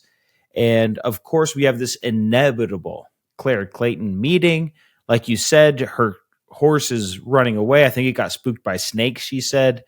Doc's going to run to the rescue like a classic Western cowboy. He's going to sweep her off her feet, pull her close. They're going to look into each other's eyes. He says he doesn't believe in love at first sight, but of course they look into each other's eyes and it's magic. Now, Clara Clayton was cast a little late. They did not get to have any chemistry off camera. So that little bit of awkwardness that you feel in the movie is very, very, very natural, because these were the first times they were meeting each other was when they rehearsed and then camera set action. And so I think that's a really cool dynamic. I always love when the on-camera dynamic mimics the off-camera dynamic. I think it makes it very natural, very believable, very fun. And so we have that going for us. And of course, now we know Clara Clayton and Doc Brown is going to be our subplot now throughout this.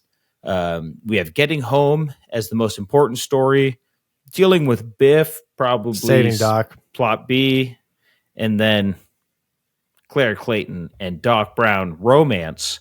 And I don't think we ever saw it coming, a Doc Brown romance. And I think this is a little bit of a twist off of their normal story beats, because we expect, like you said, Doc to just be a man of science, a little bit more explaining to us what's going on, being our guide through time. And now he is this love interest, which is a fun switch up. Yeah, it's unexpected. We're bringing romance back into these movies because the first one was about George trying to swoon Lorraine. Second one was just all action. You know, it's like, hey, we're bringing Jennifer. Psych, she's knocked out. It's Doc and Marty time, baby. This third one brings the romance back into it, which I'm not mad at. And I think that's why people like this movie, because they think, oh, what a cool development for Doc Brown, because he's always just the Marty, you got to do this, Marty. And then this one, he kind of slows down.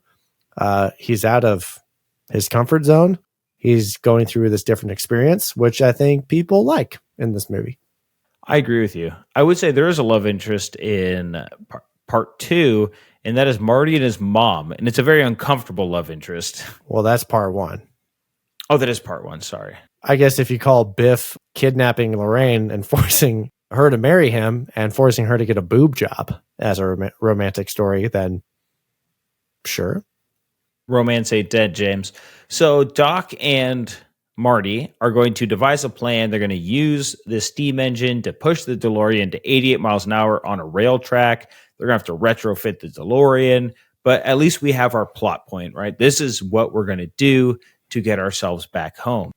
In the meantime, we have a festival. Now, normally we wouldn't go to a festival, but Miss Clara Clayton has invited Doc, and he is love struck. My man needs to go to the festival. He needs to see his boo, Clara. And this whole town, we didn't mention it, but this is a 1955 version of Hill Valley Town Square. So I think they used the same lot, right? The same Universal lot here. And they dressed it up Western. No? Nope. This is all that they built this town in Sonora, California. Okay. This is a town built from the ground up. I thought they used a certain part of the Universal lot still. They might, but not in this Old West town. This is all on location. Sadly, I think it actually burned down in 1996 because I think they did leave it up. I don't know if it was supposed to be a tourist attraction or maybe Universal was going to be like, this is our Old West town in case we need it again. But yeah, it did burn down in 96. But they did have people, come visit and walk through it and be like, oh, this is where Buford lassoed up Marty. How cool. But yeah, no, the festival's popping off. Nick, I do got to shout out the ZZ Top cameo. Did you recognize these guys? I didn't recognize them. I just found out after the fact that they were the town band. Just like Huey Lewis and the News having an original theme song for Back to the Future Part 1 and Huey Lewis having a cameo in Part 1. Same tradition here, again, with that connectivity, those threads. ZZ Top makes an original song for this movie in the credits and then makes a cameo as the Old West band, and they totally fit in with their big ass beards. Did you read about the story concerning this? Not in detail. So if you have something, go for it. I do. So ZZ Top was on scene. They were on set and they were playing. And one of the cameras broke. One of the main cameras broke. And so Zemeckis said, hey, you all need to fix this ASAP. Well, in the meantime, Michael J. Fox, being a ZZ Top fan, because it's 1990, everybody's a ZZ Top fan, he shouted out a song request. So ZZ Top and the band, they went ahead, they played the song. And the cast and crew kept shouting out requests and they kept playing. And after a couple hours, they looked at Zemeckis and they said, hey, is that camera fixed yet? And he goes, oh, yeah, camera's bit was fixed like an hour ago. I just didn't want to kill the party. Oh, and so they really? were on set. They were on set playing songs, everyone having fun. And Zemeckis, just credit to him from what I understand, he understands his crew. He understands his actors very well. And he said, hey, I'm not gonna be the big bad boss here. If these guys want to sit around and jam and have a good time, they've earned it. Have a blast. That's kind of crazy, just being on TV shows and knowing how they operate, because it is so much of like a go, go, go. We don't have time to waste. We can't push the call time tomorrow. We got to get this shit done. So that's cool to hear of just a director just letting the crew have some fun, letting the kids run around the playground a little bit. Let them have their cake. Well, James, Marty turns out is a gunslinger. We didn't see any of this in part 1 or part 2, but we do have a Colt firearm salesman. He's trying to sell the Colt Peacemaker, I believe was the name of the model of gun he was trying to sell. And they have this carnival game. The John Cena. Where they go, nice. Where they have this carnival game and they go, hey, don't be scared, shoot. And Marty takes his first shot. He misses wildly, just fires off into the air. Like up into the sky.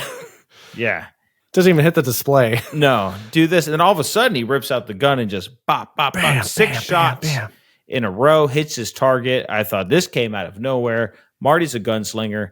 Good to know. Watch out. I usually don't like this. I don't like when we just find out someone can wield a weapon like a badass. We just watched a movie recently. I'm trying to remember what movie it was. Was it The Lost Boys when Sam just like sniped a vampire with a bow and arrow? Yes, I think that's what it was, where they go, oh, he's very proficient with a bow and arrow. His OP.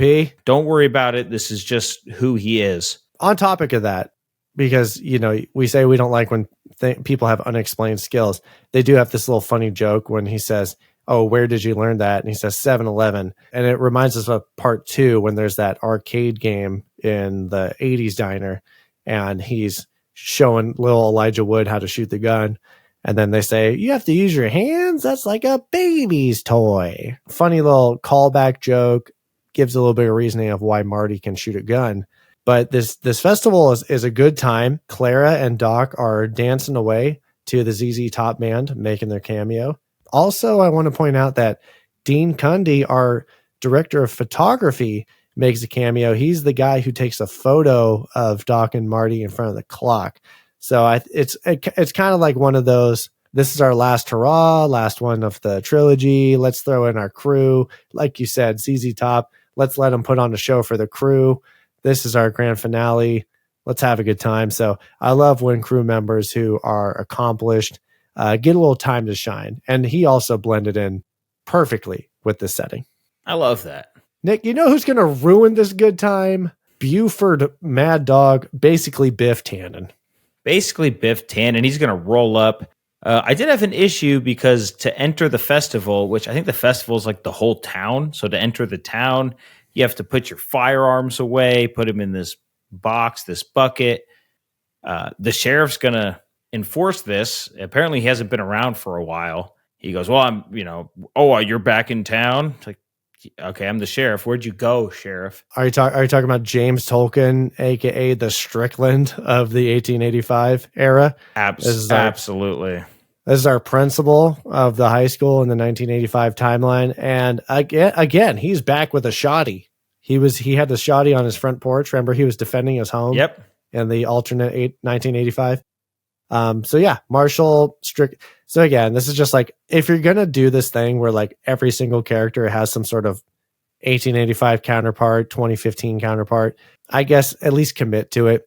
like Strickland's always been an authoritarian figure.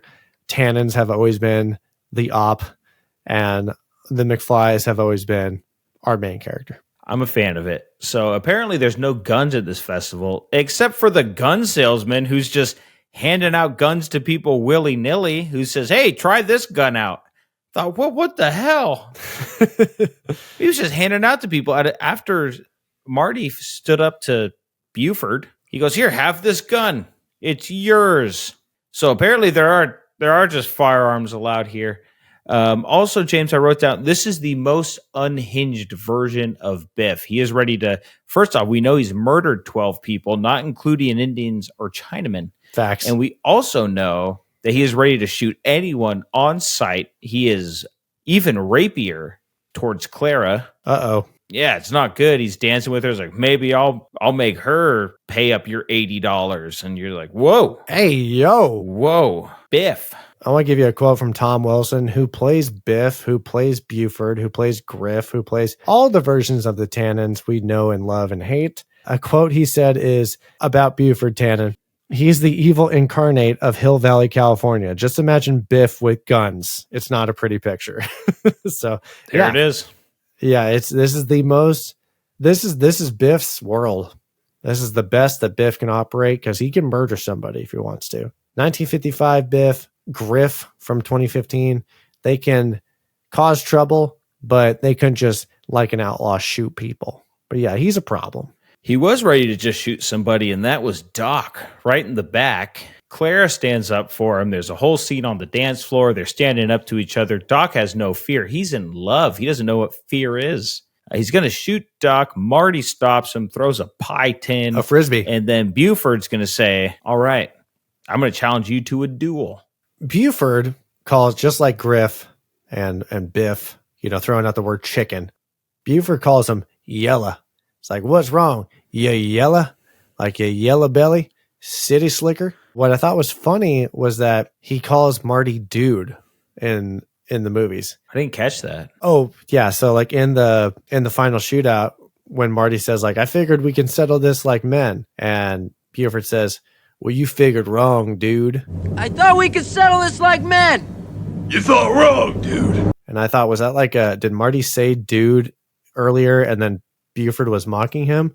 But this actually is a historically accurate term because back in the day, dude meant city slicker or someone who dresses fancy. Basically, like I would say like maybe like a wimp, like you're not tough like a cowboy because he shows up to Hill Valley in that pink shirt and the Nikes. So dude is an insult. Yeah, dude is like you're basically like a wimp or you're an outsider. So I everyone always thought it was like a weird choice, but it was actually linguistically correct, which is great because dude is such a great slang term that was popular today. I'm assuming more popular in the 80s. I feel like people are just throwing around 80s, dudes 90s left and for right. sure. So these dudes, Marty and the Tannens, they always have some sort of high noon encounter, like throughout the entire history of the franchise. Biff versus Marty, whether it's in the school cafeteria, Griff in the diner, Biff in the diner. There's always some sort of high noon standoff with these guys, very macho, and now are finally in the correct setting for that. When they do their high noon standoff, and this kind of leans towards my subverting the traditional Western because they say, let's have a shootout or whatever they say.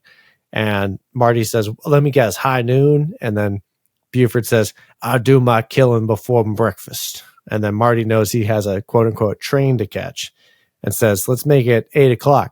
I do my killing after breakfast. It's very on brand for this, but this is where we get a hint of Marty doesn't like to be called chicken, doesn't like to be called yella. Although no one's called him Yella in his life. He goes, nobody calls me Yella. It's the same energy as chicken. He's like, that smells like chicken. Smells like chicken up in this dance floor. Doc later is going to express concern to Marty that he has tendencies to let others get a rise out of him. And then in reaction to that, he acts reckless. And that's what's going to get him into an accident in the future. And I think this is the first time that Doc says that to Marty, and he kind of catches himself on a slip up and says, oh, I wasn't supposed to tell you that. So this is what I was going at with the playing God part, because There was this tiny moment in part 2 when it's actually the beginning of the movie when we're recreating the ending of part 1, when Doc rolls up in the DeLorean, crashes into the trash cans and says, Marty, we gotta go to the future. And then Marty says, what's wrong? Are me and Jennifer assholes or something? And then Doc thinks about it for a second. What happens to us in the future? What do we become, assholes or something? Oh, no. You and Jennifer both turn out fine. And fans theorize he's thinking about him getting into that car accident, and that puts off his trajectory of him being a big rock star. And then he ends up getting fired. He's a loser. He's raising a deadbeat son. So that's a popular fan theory and like a very cool detail. And I'm imagining that is probably what it was, because they wrote part 2 and 3 as one movie. So I think Doc, knowing that he can't reveal too much of the future to Marty, he is trying to shape his character development by not directly interfering with it. He's kind of playing like a guardian angel. Shout out Angels in the Outfield. That's kind of a character he played in that movie. He's trying to shape Marty's path, but not directly interfere with it.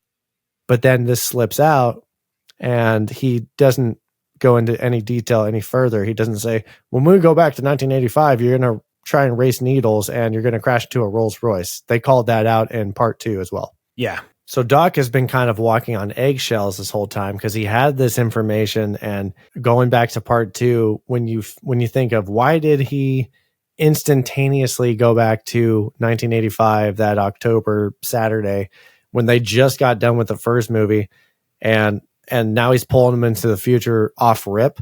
Well, it's because, as we'll find out by the end of this movie, it's weird. It's like these movies take place over the course of several weeks, but when we go back to the 0 point, it's 1 day. Hours. I think it's 1 day. Yeah. So like the first movie, we're supposed to take Jennifer to the lake back when it was Claudia Wells.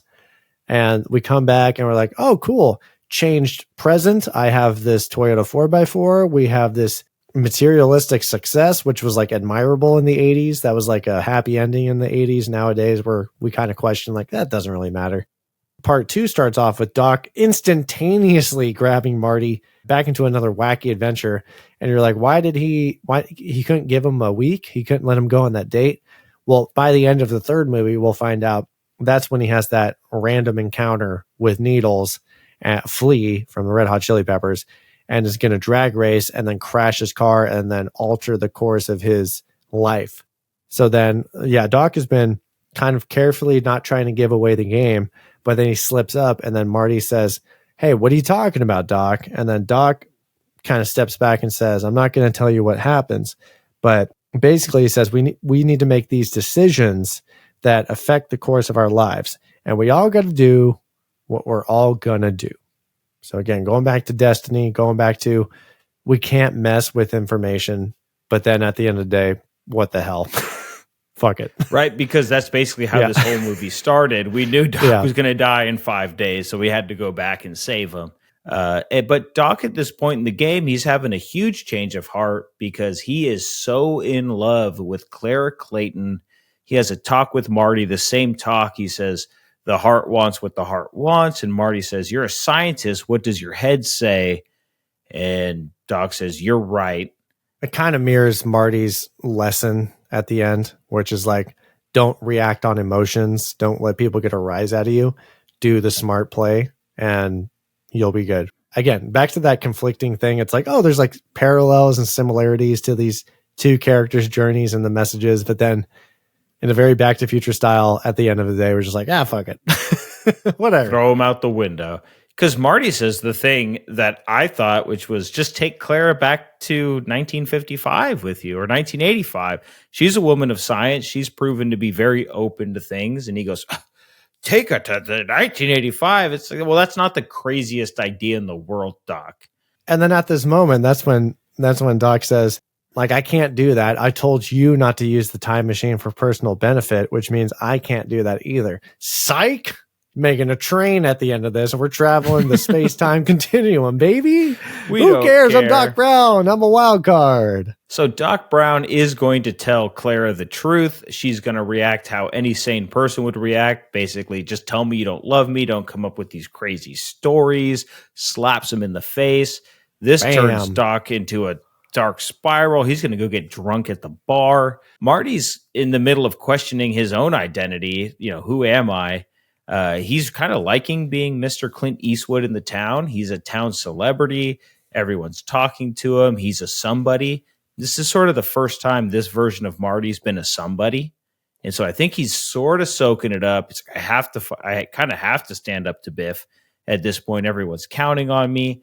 We're also going to learn that in the photograph, Doc Brown's name, Dr. Emmett Brown's name, is going to disappear off of the tombstone in the picture, but the tombstone is still there. So somebody's going to die today.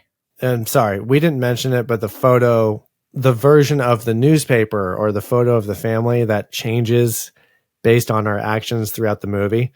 It was a Polaroid in one movie. It was a newspaper in another movie. This version of that tool of storytelling is a photo that Marty took of Doc's gravestone. So we get the changing image on the actual physical photo. So yes, Nick, like you were saying, the gravestone's still there. The date is still there. It's still "Here lies," but then the name is blank. So that, which is always like it's not how it would work, but it's a useful and very easy tool for the audience to follow. And it's a storytelling technique. Once somebody starts time traveling, they could tell me how it's actually supposed to work. But until then, shut your mouth. I'm watching a movie, okay? Yeah. That's how I feel about it. That's not how it would work. How the fuck do you know? Shove that Polaroid up your ass. Shut up. So somebody's going to die. So now we're wondering, okay, it's not Doc. Who is it? It's probably going to be Marty because he has this showdown at 8 a.m. with Biff that he's already scheduled. Doc's drunk at the bar. He misses the appointment to go get the DeLorean and do our plan to get it up to 88 miles an hour being pushed by a train. So now Marty's in town to get Doc. It's 8 a.m. Biff, Buford, Mad Dog, Tannen is there, and he's calling out Marty. And this is sort of supposed to be lesson learned, where just because someone calls you chicken doesn't mean you have to go put your life on the line to defend your honor. You could go live to fight another day. You could be the bigger man. Seamus McFly from the first scene shows up and says some line like, "I felt like I had to be here. It's almost like I saw my future." And that's supposed to be some big line. I still don't get it. I thought about it for about 15 minutes. Very on the nose. It's kind of like that one. Not the movie patting itself on the back, but kind of just like some sort of phony reinforcement of the importance of. Yeah. No, I get that too. So we're going to have our duel. We have our shootout. Buford shoots Marty dead. Psych! You thought. Marty's outsmarted him yet again. He put a steel plate from a fireplace boiler into his shirt that he saw earlier. Reminiscent of the Doc Brown bulletproof vest with the Libyans. It's reminiscent of that, which is great. But in this movie, Marty grabs something. It might be off a stove door, something like that. But what's cool is that this is a callback to part 2, where Alt Biff, the alternative Biff from the altered, messed up 1985 timeline, when he's in his high rise and he's watching a movie with 2 girls in a jacuzzi, they're watching a Clint Eastwood movie called A Fistful of Dollars. There's this shootout scene where his opponent shoots him in the chest, but then Clint Eastwood's character drops a cast iron piece of metal out from underneath his shirt, his poncho. He pulls a high IQ play and anticipated his antagonist's move. Biff is hooting and hollering, and he even says, "Oh, bulletproof vest! Great flick! Great flick!" Bulletproof vest! Great flick! Great friggin' flick! Like it's some sort of amazing choice for a movie, which again is just funny because Doc did it in the first movie when he got the information about his fate, which is also funny because it seems like Biff is praising Marty's high IQ play, which is something that Buford Tannen obviously can't predict, that his lineage would be glazing Marty's high IQ play. It's very cool because it rounds out the Clint Eastwood Easter eggs and references, because Marty going by the name Clint Eastwood in Back to the Future Part 3 does the same move, and it's just an homage, it's a callback, it's a reference. Like I said, this franchise does a great job of that. You don't know how smart it is and how great the payoff is when you're watching these two separate movies, but thinking of it as a whole in retrospect, it's certainly a top tier, 4-dimensional Easter egg, movie reference, tying it all together. It's so good. And it's just another advantage of writing part 2 and part 3 at the same time. You can plant these seeds along the way, and it makes for a great payoff. Fitting finale, ties in with Marty's character development of not being on the offensive, but being on the defensive through smarts and wits. It all works. It's so good. So he gets shot. He's down. Buford walks up to him. He kicks him, throws him into some manure.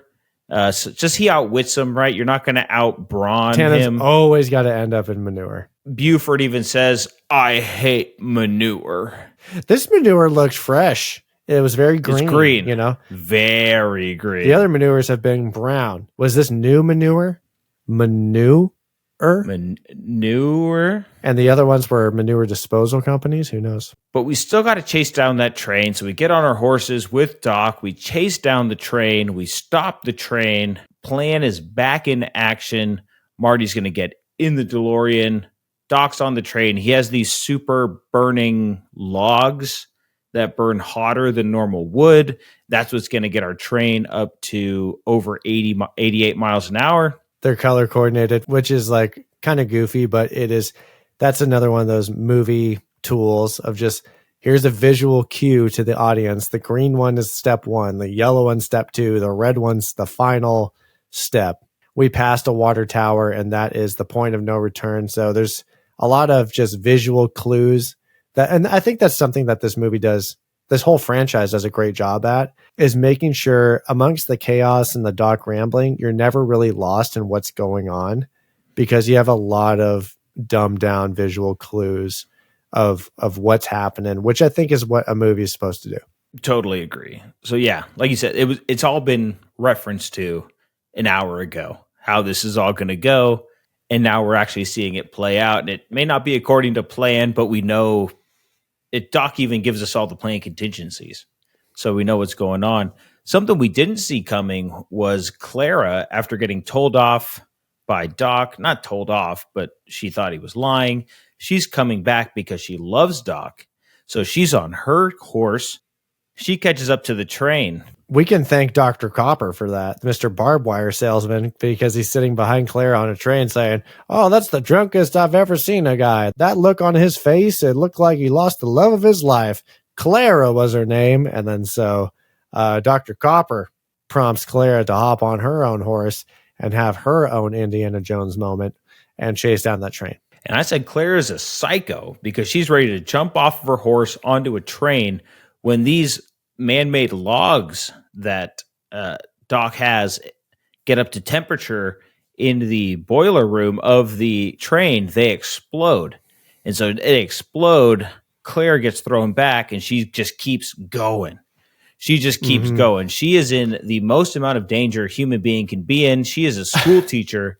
She does not care. There's even a point where Doc tries to save her. He goes back to her to save her, and she goes, I can't get up there, Emmett. I'm scared. I'm like, you're scared now? Now? You jumped off of your horse onto a moving train, saw a bunch of explosions, kept going, and now you can't go across this little walk area? What? She hit a wall. The adrenaline can only go so far. The adrenaline wore off. She just got into town under a week ago. She was supposed to be the big new school teacher in town from the East Coast. And then all of a sudden she's like, fuck it. Fuck my job. I'm out. Fuck my house. I love this guy. I love Emmett Brown. I'm time traveling, except they're not. Because like I said, that family was raised up in that old West town with those ugly ass clothes. Vern, you little pisser. No pisser. Well, we'll get to Vern. We'll get to Vern here. Marty is going to save them. The hoverboard finally comes back into play. I was wondering when we were going to get the hoverboard back. Wanted this all movie. When Doc was trying to convince her he's from the future, he could have brought the hoverboard with him and said, look at this invention, look at this technology. I felt like Marty really could have used this in the final showdown with Buford, Biff Tannen, Mad Dog. himself and had a really cool hoverboard in a Western scene. That's what I wanted. Which would have been a thing we've never seen before. That's what I said. And so I thought it was really, they made a big deal of mentioning that he brought it with him when he went back in time. And I was really hoping it'd be more of a focal point. And it just was not. Yeah. But he's going to slide it back to Doc. Doc's going to get on it. Doc slips into that little foot holster perfectly and uses it to save Clara. And like a glove. This is where we get our bad green screen of the movie when the train, I think the red log has busted at this point. So we are approaching 88 miles an hour. Point of no return. And like I said, that hoverboard is, if not passing the train, going at least the same speed as the train and it kind of just veering off to the side safely in like a very smooth glide. And Marty's just heading towards that edge of the unfinished railroad track, straight towards the ravine, and he time travels. And I did think there was a cool bridge transition because we go from the unfinished bridge railroad to a finished bridge in like the same composition, a little graphically matched shot. And then this is where we see that sign of this is the Eastwood Ravine. And we're thinking, oh, it's because we altered time, just like all the movies we've gone through so far. Clint Eastwood was now the one to fall in after his legendary encounter with Buford Mad Dog Tannen. DeLorean's on the train tracks, and the train is coming. A modern day train is coming. Marty has to get out, and the DeLorean sadly gets obliterated. But Marty is back. He's in his cowboy outfit. He gets back to his house. His parents are there. They're going to be going out. I think it's like a dinner or an event. Brother and sister. Yep. Biff is there waxing the Toyota 4Runner. Auto detail Biff is there. Yep. And he's going to go out and grab his gal who's still sleeping from part 2. Thinks everything was just a weird dream / nightmare. Jennifer. Oh, Jenny.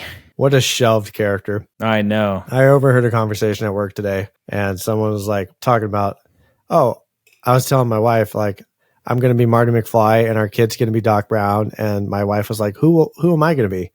And he said, well, you could be Jennifer. And then she said, who the hell's Jennifer?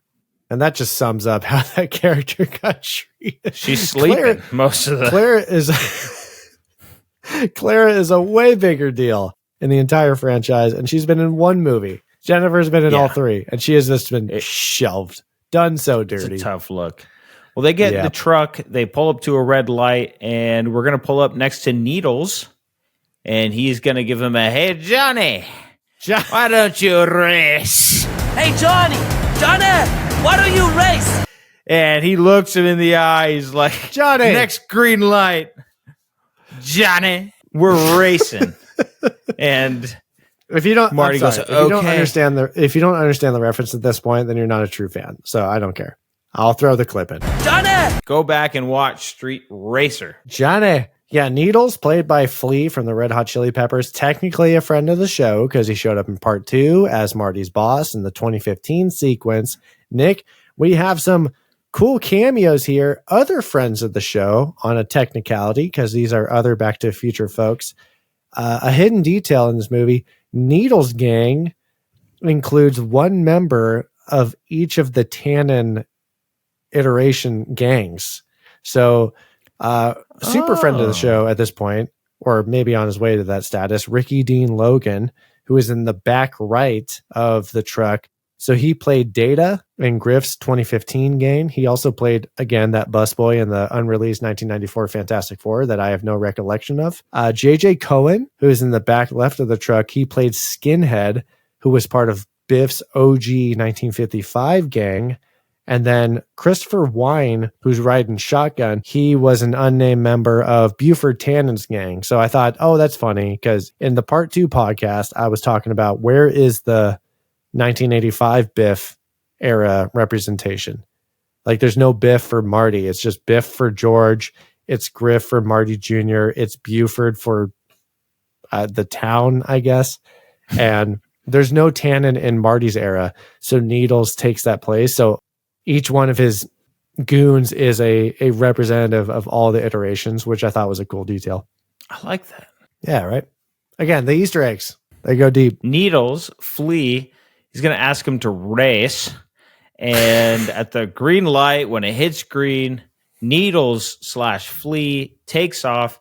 Marty throws it in reverse and just steps on it in reverse. Don't know why he did this. He could have just not taken off. Nick, 2 words, dramatic effect. Got it. So Needles almost hits this car that's pulling out of a home development. And this is where...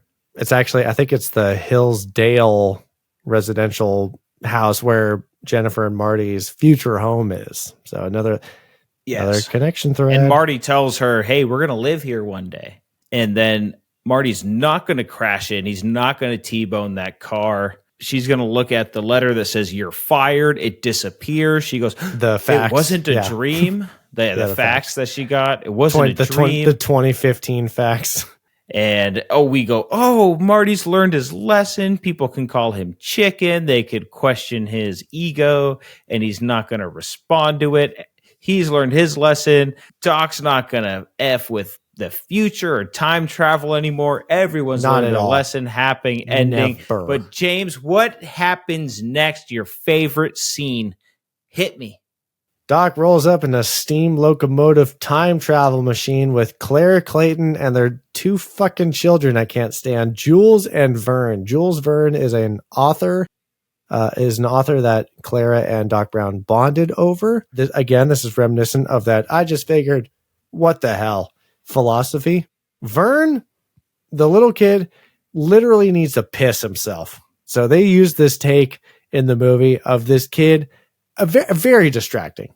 It blows my mind that nobody caught this because Vern in the back, whoever's playing, I'm sorry, Vern, maybe you're not acting anymore. I don't know who you are, but the youngest son is in the background, kind of giving these weird hand gestures. And then he's like kind of pointing to his little ween. He has to pee. It's the like, poor kid has to potty. pee. And he go pee pee potty. And he's making these faces like sticking his tongue out and grimacing. And I thought, man, we're leaving the franchise on this fucking guy? This is where we're leaving the franchise, on the face of Vern? It's almost fitting. and then a locomotive is going to take flight. I just thought, not my favorite. Yeah, so the doc shows up. He gives the whole, Jenny's going to say, why did this disappear? And he goes, well, because your future's not written. You're in control of your future. That's supposed to be the message. There is nothing. There's no destiny. There's just you in control of your future. And you have a kid who has to piss himself. And then the train lifts up off of the tracks with wings and flies off. Credits. I'm going to bring up something that's personal to us, and I'll just share with the audience. That kid grimacing in the background, ruining a monumental moment. Not quite monologue from Doc Brown, but Doc Brown giving us the important message of this movie of your future's unwritten. Go do whatever you want. The world's your oyster. And you have this kid in the back going, Nick, it reminded me of when you and I, with our now wives, hiked Half Dome. Maybe you'll recall this, a triumphant event. We parted ways at an In-N-Out. We got some lunch and we were saying goodbye to each other, gave some hugs to each other. And some guy comes up and says, you got any change? Oh, come on, I know you got change. Oh, don't leave me hanging. It was something like that, very awkward. It was like, way to ruin a moment, way to, we just went through this like life-changing event, a tentpole event of our life. And we have to leave it on you. Like, I'm saying goodbye to my buddy. He's going to go travel across the country and you're interrupting it. That guy was Vern. That Vern. guy grew up to be that guy's name Vern in our lore is forever Vern. Yikes. Don't be a Vern, everybody. Don't be a Vern. Well, James, I need to know the best names in the credits that you saw. Hit me. Nick, the funniest names in the credits I found were Jim Teagarden, David Beans, Tiny Trammell, and Carl Asmus. Oh, Carl. Merry Asmus, everybody. Merry Asmus. Also, I think I called this out in maybe part 2. Albert Romero, apparently our friend, is back as the recordist. Hell yeah. Big Bert, That is Back to the Future Part 3. And now we got to hit the audience with our awards. This is the mini pops. We go over the best. We go over the worst. We have our nominees of Best Weapon, Best Fighter, MVC, Most Valuable Character, and Biggest Piece of Shit. Nick, I'm reviewing this movie first, which means you're revealing your nominees first. You may fire when ready. All right, Nick, we have Best Weapon, Revolver, Best Fighter, Marty, MVC, Doc, and Biggest Piece of Shit, you put Vern. I love it. It's your turn now, buddy. On the count of 3, let me see your awards. Ready? 1, 2, 3. Here you go. James, I am seeing your best weapon is Doc's modified sniper. How did I forget? Of course, that's it. Best fighter, you went with Doc. MVC, you went with Doc and Marty. Big surprise. And your biggest piece of shit is Mad Dog Tannen. Best weapon. Modified sniper. I forgot about it. Yeah. Kind of like that's it. Our last episode of A Nightmare on Elm Street when Freddy's glove didn't necessarily get the most kills, but it's too iconic. I think Doc's sniper, which was heavily underutilized, would love to see it come to play, just like the hoverboard. Got to see that in the Cinedome in the Rap Party, which is coming up in a couple episodes, by the way. Yeah, modified sniper is our best weapon. I just reminded you. Easy. Nick, best fighter. This is a little bit of a it's a politically motivated decision because for the folks at home, when we do our Rap Party at the end of the year, we have all these fictional characters come together and fight. In a fictional setting, we set fictional standards. We put fictional guns in their hands. Marty? So movie 1, we did Biff. Movie 2, we picked Marty. And I was figured I'm going to do Doc because he did hit that snipe. He's got crazy aimbot. He does. Programmed into his brain. Yeah, I would agree. Like Marty actually does some the actual fighting of Buford Tannen at the end there with the little fisticuffs at the end. We have part 2 Marty in there already. So just so that we have Doc in the bracket, I went with Doc. I'm with you 100%. I forgot we Martied on part 2. So Doc, let's get him into the best fighter tournament. Let's go. I'm in. Old West Doc, our cowboy hero. Yes. Nick, MVC, you went with Marty? Doc. I went with Doc. Oh, Doc. I thought this, in the words of Zemeckis, it's a very Doc-centric movie. You have picked Doc, I think, for MVC for every single movie. I love Doc, dude. I absolutely love the character of Doc Brown. No surprise. Yeah. No Doc, shockers here. No Dockers. Yeah, Doc is pivotal. I think our MVC in part 1 was Doc. Our MVC in part 2 was Marty. And so I just, in a very just symbolic choice, I thought, you know what? Doc and Marty should walk away with this because they will not leave each other behind. Like Marty will go back and say, fuck this. I'm saving Doc. And Doc's going to be like, fuck it. I'm going to go see my friend Marty because they are Thunder buddies till the end. I'm totally fine with that. They each get 1.5 MVCs. MVCs for the series, for the franchise. They're co-MVCs. I love it. Biggest piece of shit, James. This is where we deviated. You said Mad Dog Tannen, obviously a big piece of shit. Yep. The way we ended Plot Talk, buddy, was, that was just shitting on Vern. Hard. Vern coming in. While I think Vern is a worthy... Poor kid. I'm sorry. I'm just shitting on this kid. This kid actor. I feel bad. To go pee. I want to go Mad Dog Tannen because now I feel bad about shitting on the kid. Our biggest piece of shit of part 1. To take. Part 1 was Biff. Part 2 was alternate Biff, the Trumpy Biff that kind of got a little too mad with capitalistic power. I just think it'd be fitting for biggest piece of shit part 3 to be a Tannen, which is going to be our Old West Tannens. Iteration of the Tannen. Yeah, I'm into it. James, did you have a best yeet? No, did you? So I thought it wasn't a person, but the miniature train yeet off of the bridge at the end was a pretty damn good yeet. And I just want to give credit to the folks who organized that shot and captured the shot of the miniature with they had the logs, the split logs in the back. that was actually real life, and they made it look really good miniature for that crash. So I'm going to give the train going off of the bridge over the ravine an honorary yeet. Not the best yeet we've seen this year, but for the work that I did, after looking through it, what I know went into that shot, you get a best yeet nom. All right. The train ravine yeet. The train reveat. Reveat. That's going to make some quick work of our mini pops. Easy GG. Easy. What a nice lineup there. No debate amongst us guys at the Just Play It podcast. And now, Nick, we need to just transition into our final review. We get there via our sarcastic selling points. And Nick, I'm going to go first. I said this is Back to the Future meets a spaghetti western, but it really belongs in a Rick and Morty episode. I went very similar to you. I said we want to do a part 3, but it's western. Final review. Fight. Alrighty, Nick, the final review. That's where we get into what the other guys think about this movie. And the other guys are saying, first up, Rotten Tomatoes critics, 79% of the critics liked this movie. Yeah, we have a rare case of the people being lower than the critics by just a hair. The people come in at 78% on Rotten Tomatoes.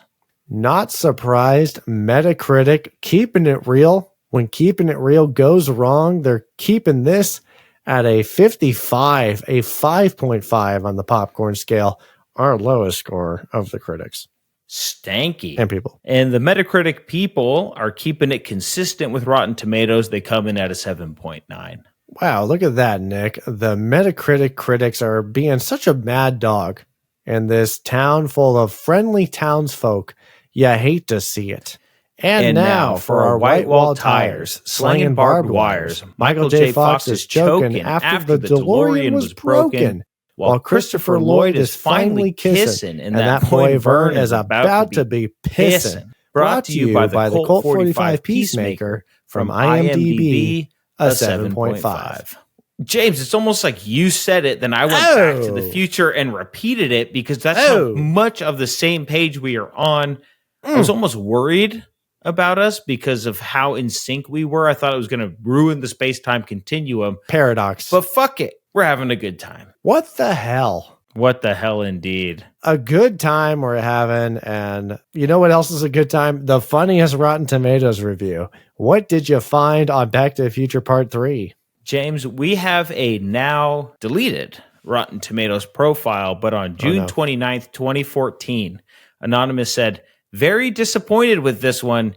Too much to do with Indians, so no real story." What? Too much to do with Indian? What? Did he just clock out at the Indian joke? he saw the transition from this movie has nothing to do with Native Americans. What the hell is he talking? I see why he deleted his account. Remember when I told you you're going to think to yourself, what the hell is this guy talking about? What the hell is that guy talking about? 2014, my guy said, "Very disappointed with this one. Too much to do with Indians, so no real story." I'd say that's the dumbest review. That's one of the worst reviews I've ever seen. But to us, it's so dumb that it's funny. Nick, I'm going to hit you with my final review. I'm going to give you my laughable logline, popcorn points, and final thoughts. My laughable logline is experienced? ? Time traveler, IDK. He's only been doing this thing for about a week in real time. Marty McFly doesn't stop the bleeding on his time traveling car's fuel line and spends the whole movie trying to get it back to the future. Nick, I pre-popped this at 7.4. And I don't think I convinced myself to go up. I think I'm sticking at a 7.4. For all the reasons I've already said, I've said my issues with the film, but despite going over all of the attention to detail and the dedication to the craft, I just think that this is where this movie belongs. Part 1, part 2, when you come out hot like that, and you start out with part 1, which is just an iconic movie, and then you just bam, bam, double jab, combo. Part 2, I'm sold on this is one of the greatest trilogies of all time. So to end on this part 3 is a little bit of a letdown, but I know it's still a sufficient movie. If this movie was just a thing on its own, I'd be like, that's a cute movie. That was one of the words I wanted to think of for my 3 words was cute. I thought, it's a cute little movie, cute take on the franchise. But again, I just felt like it was a little bit of an isolated experience compared to the first 2 movies that were hyperly connected to 1955, 1985 Hill Valley, the Tannens, the McFlys, Doc Brown being the wild card. And like you said, we're a little bit off the beaten path with this one, which is not a bad thing. Just my opinion. I don't feel this one as much as I do the other 2, but would I say that this is a tragedy to the franchise? Is this the black sheep of the franchise? No, it's just not my favorite, but it's still a good movie. That's a fair breakdown. Nick, as a pre-pop, you said that this was an 8.1.21 gigawatts. I'm curious to see, did that go up? Did that go down? Or did you stick right there? Hit me with it. It's a good question. Well, James, I did mine because I can't watch these movies without now thinking of Rick and Morty. So in the voice of Rick, my laughable logline is, "Hey, Marty, we're doing the thing from part 2 with credits.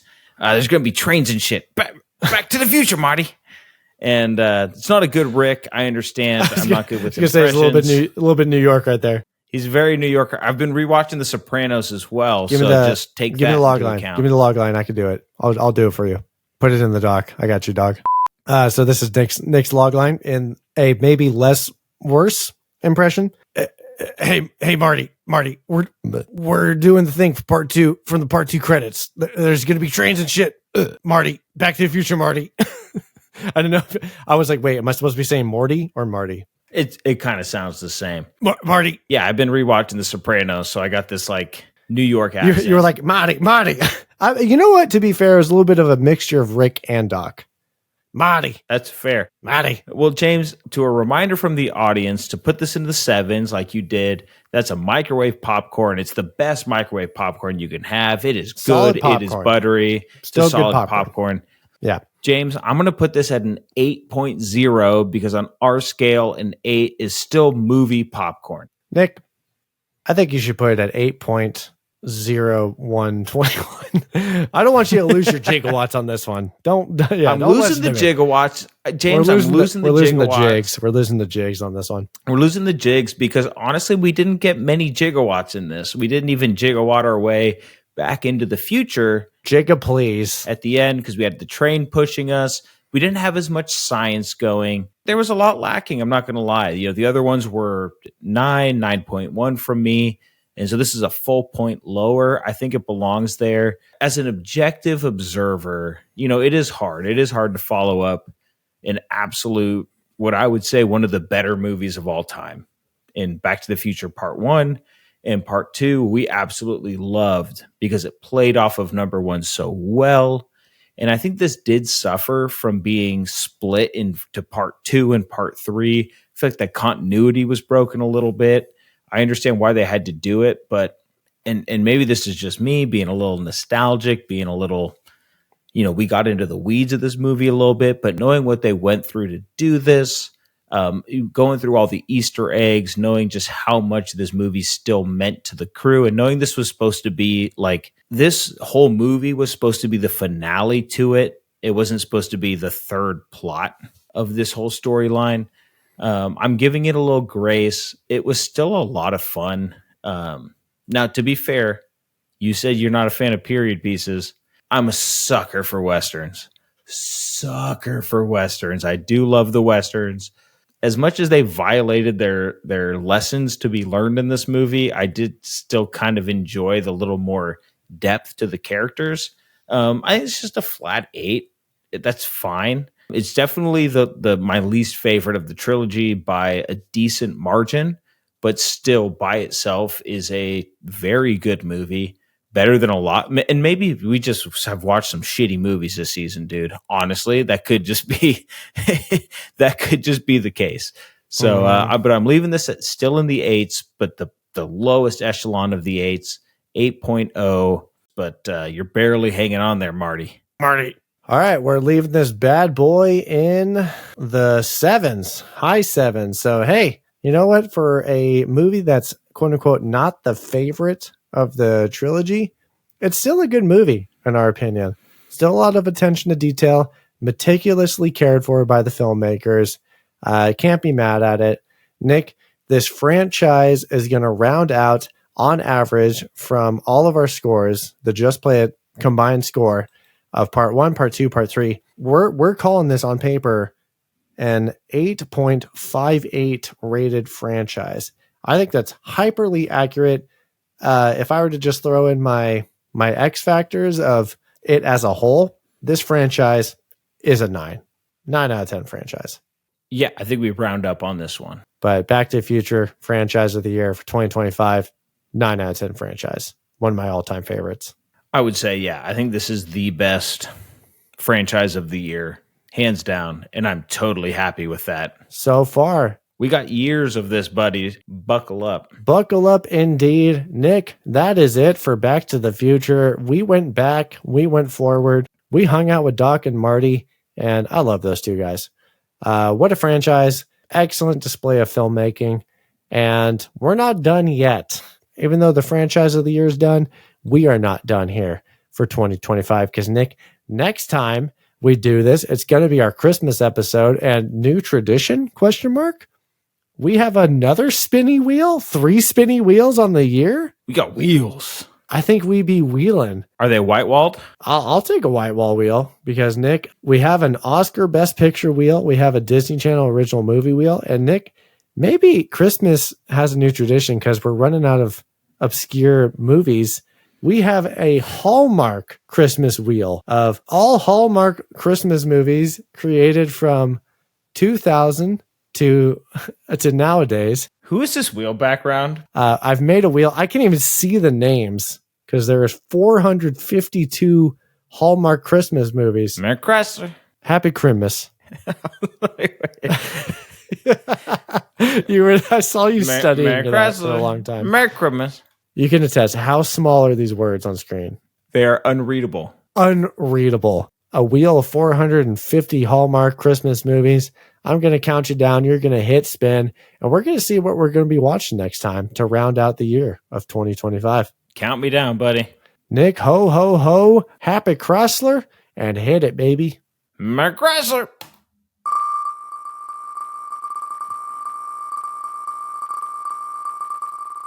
Can't wait to see what this pulls up.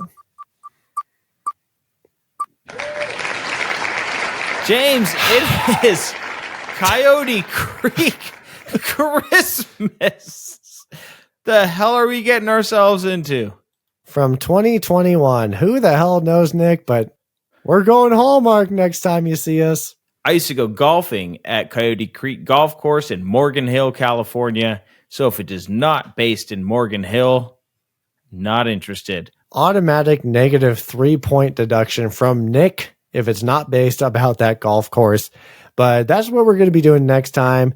Thank you for listening. Thanks for watching. Don't forget to follow us. We are at Just Play It Podcast on Instagram and YouTube. We are at Just Play It Pod on X. You know what we're watching next time. No hints to drop. We are heading gone. And remember, if you back that car up into a bear cave, you better hope that bear knows how to patch up the fuel line. Otherwise, you're going to be moonwalking in front of Mad Dog Tannen.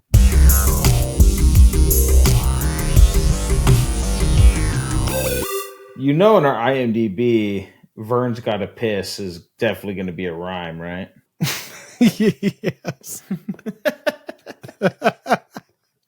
I made such a big deal out of this just fucking meaningless character. Meaningless. A literal child. I have just shit on this kid so much. Put a look on my face like I smell Vern's piss. Ugh.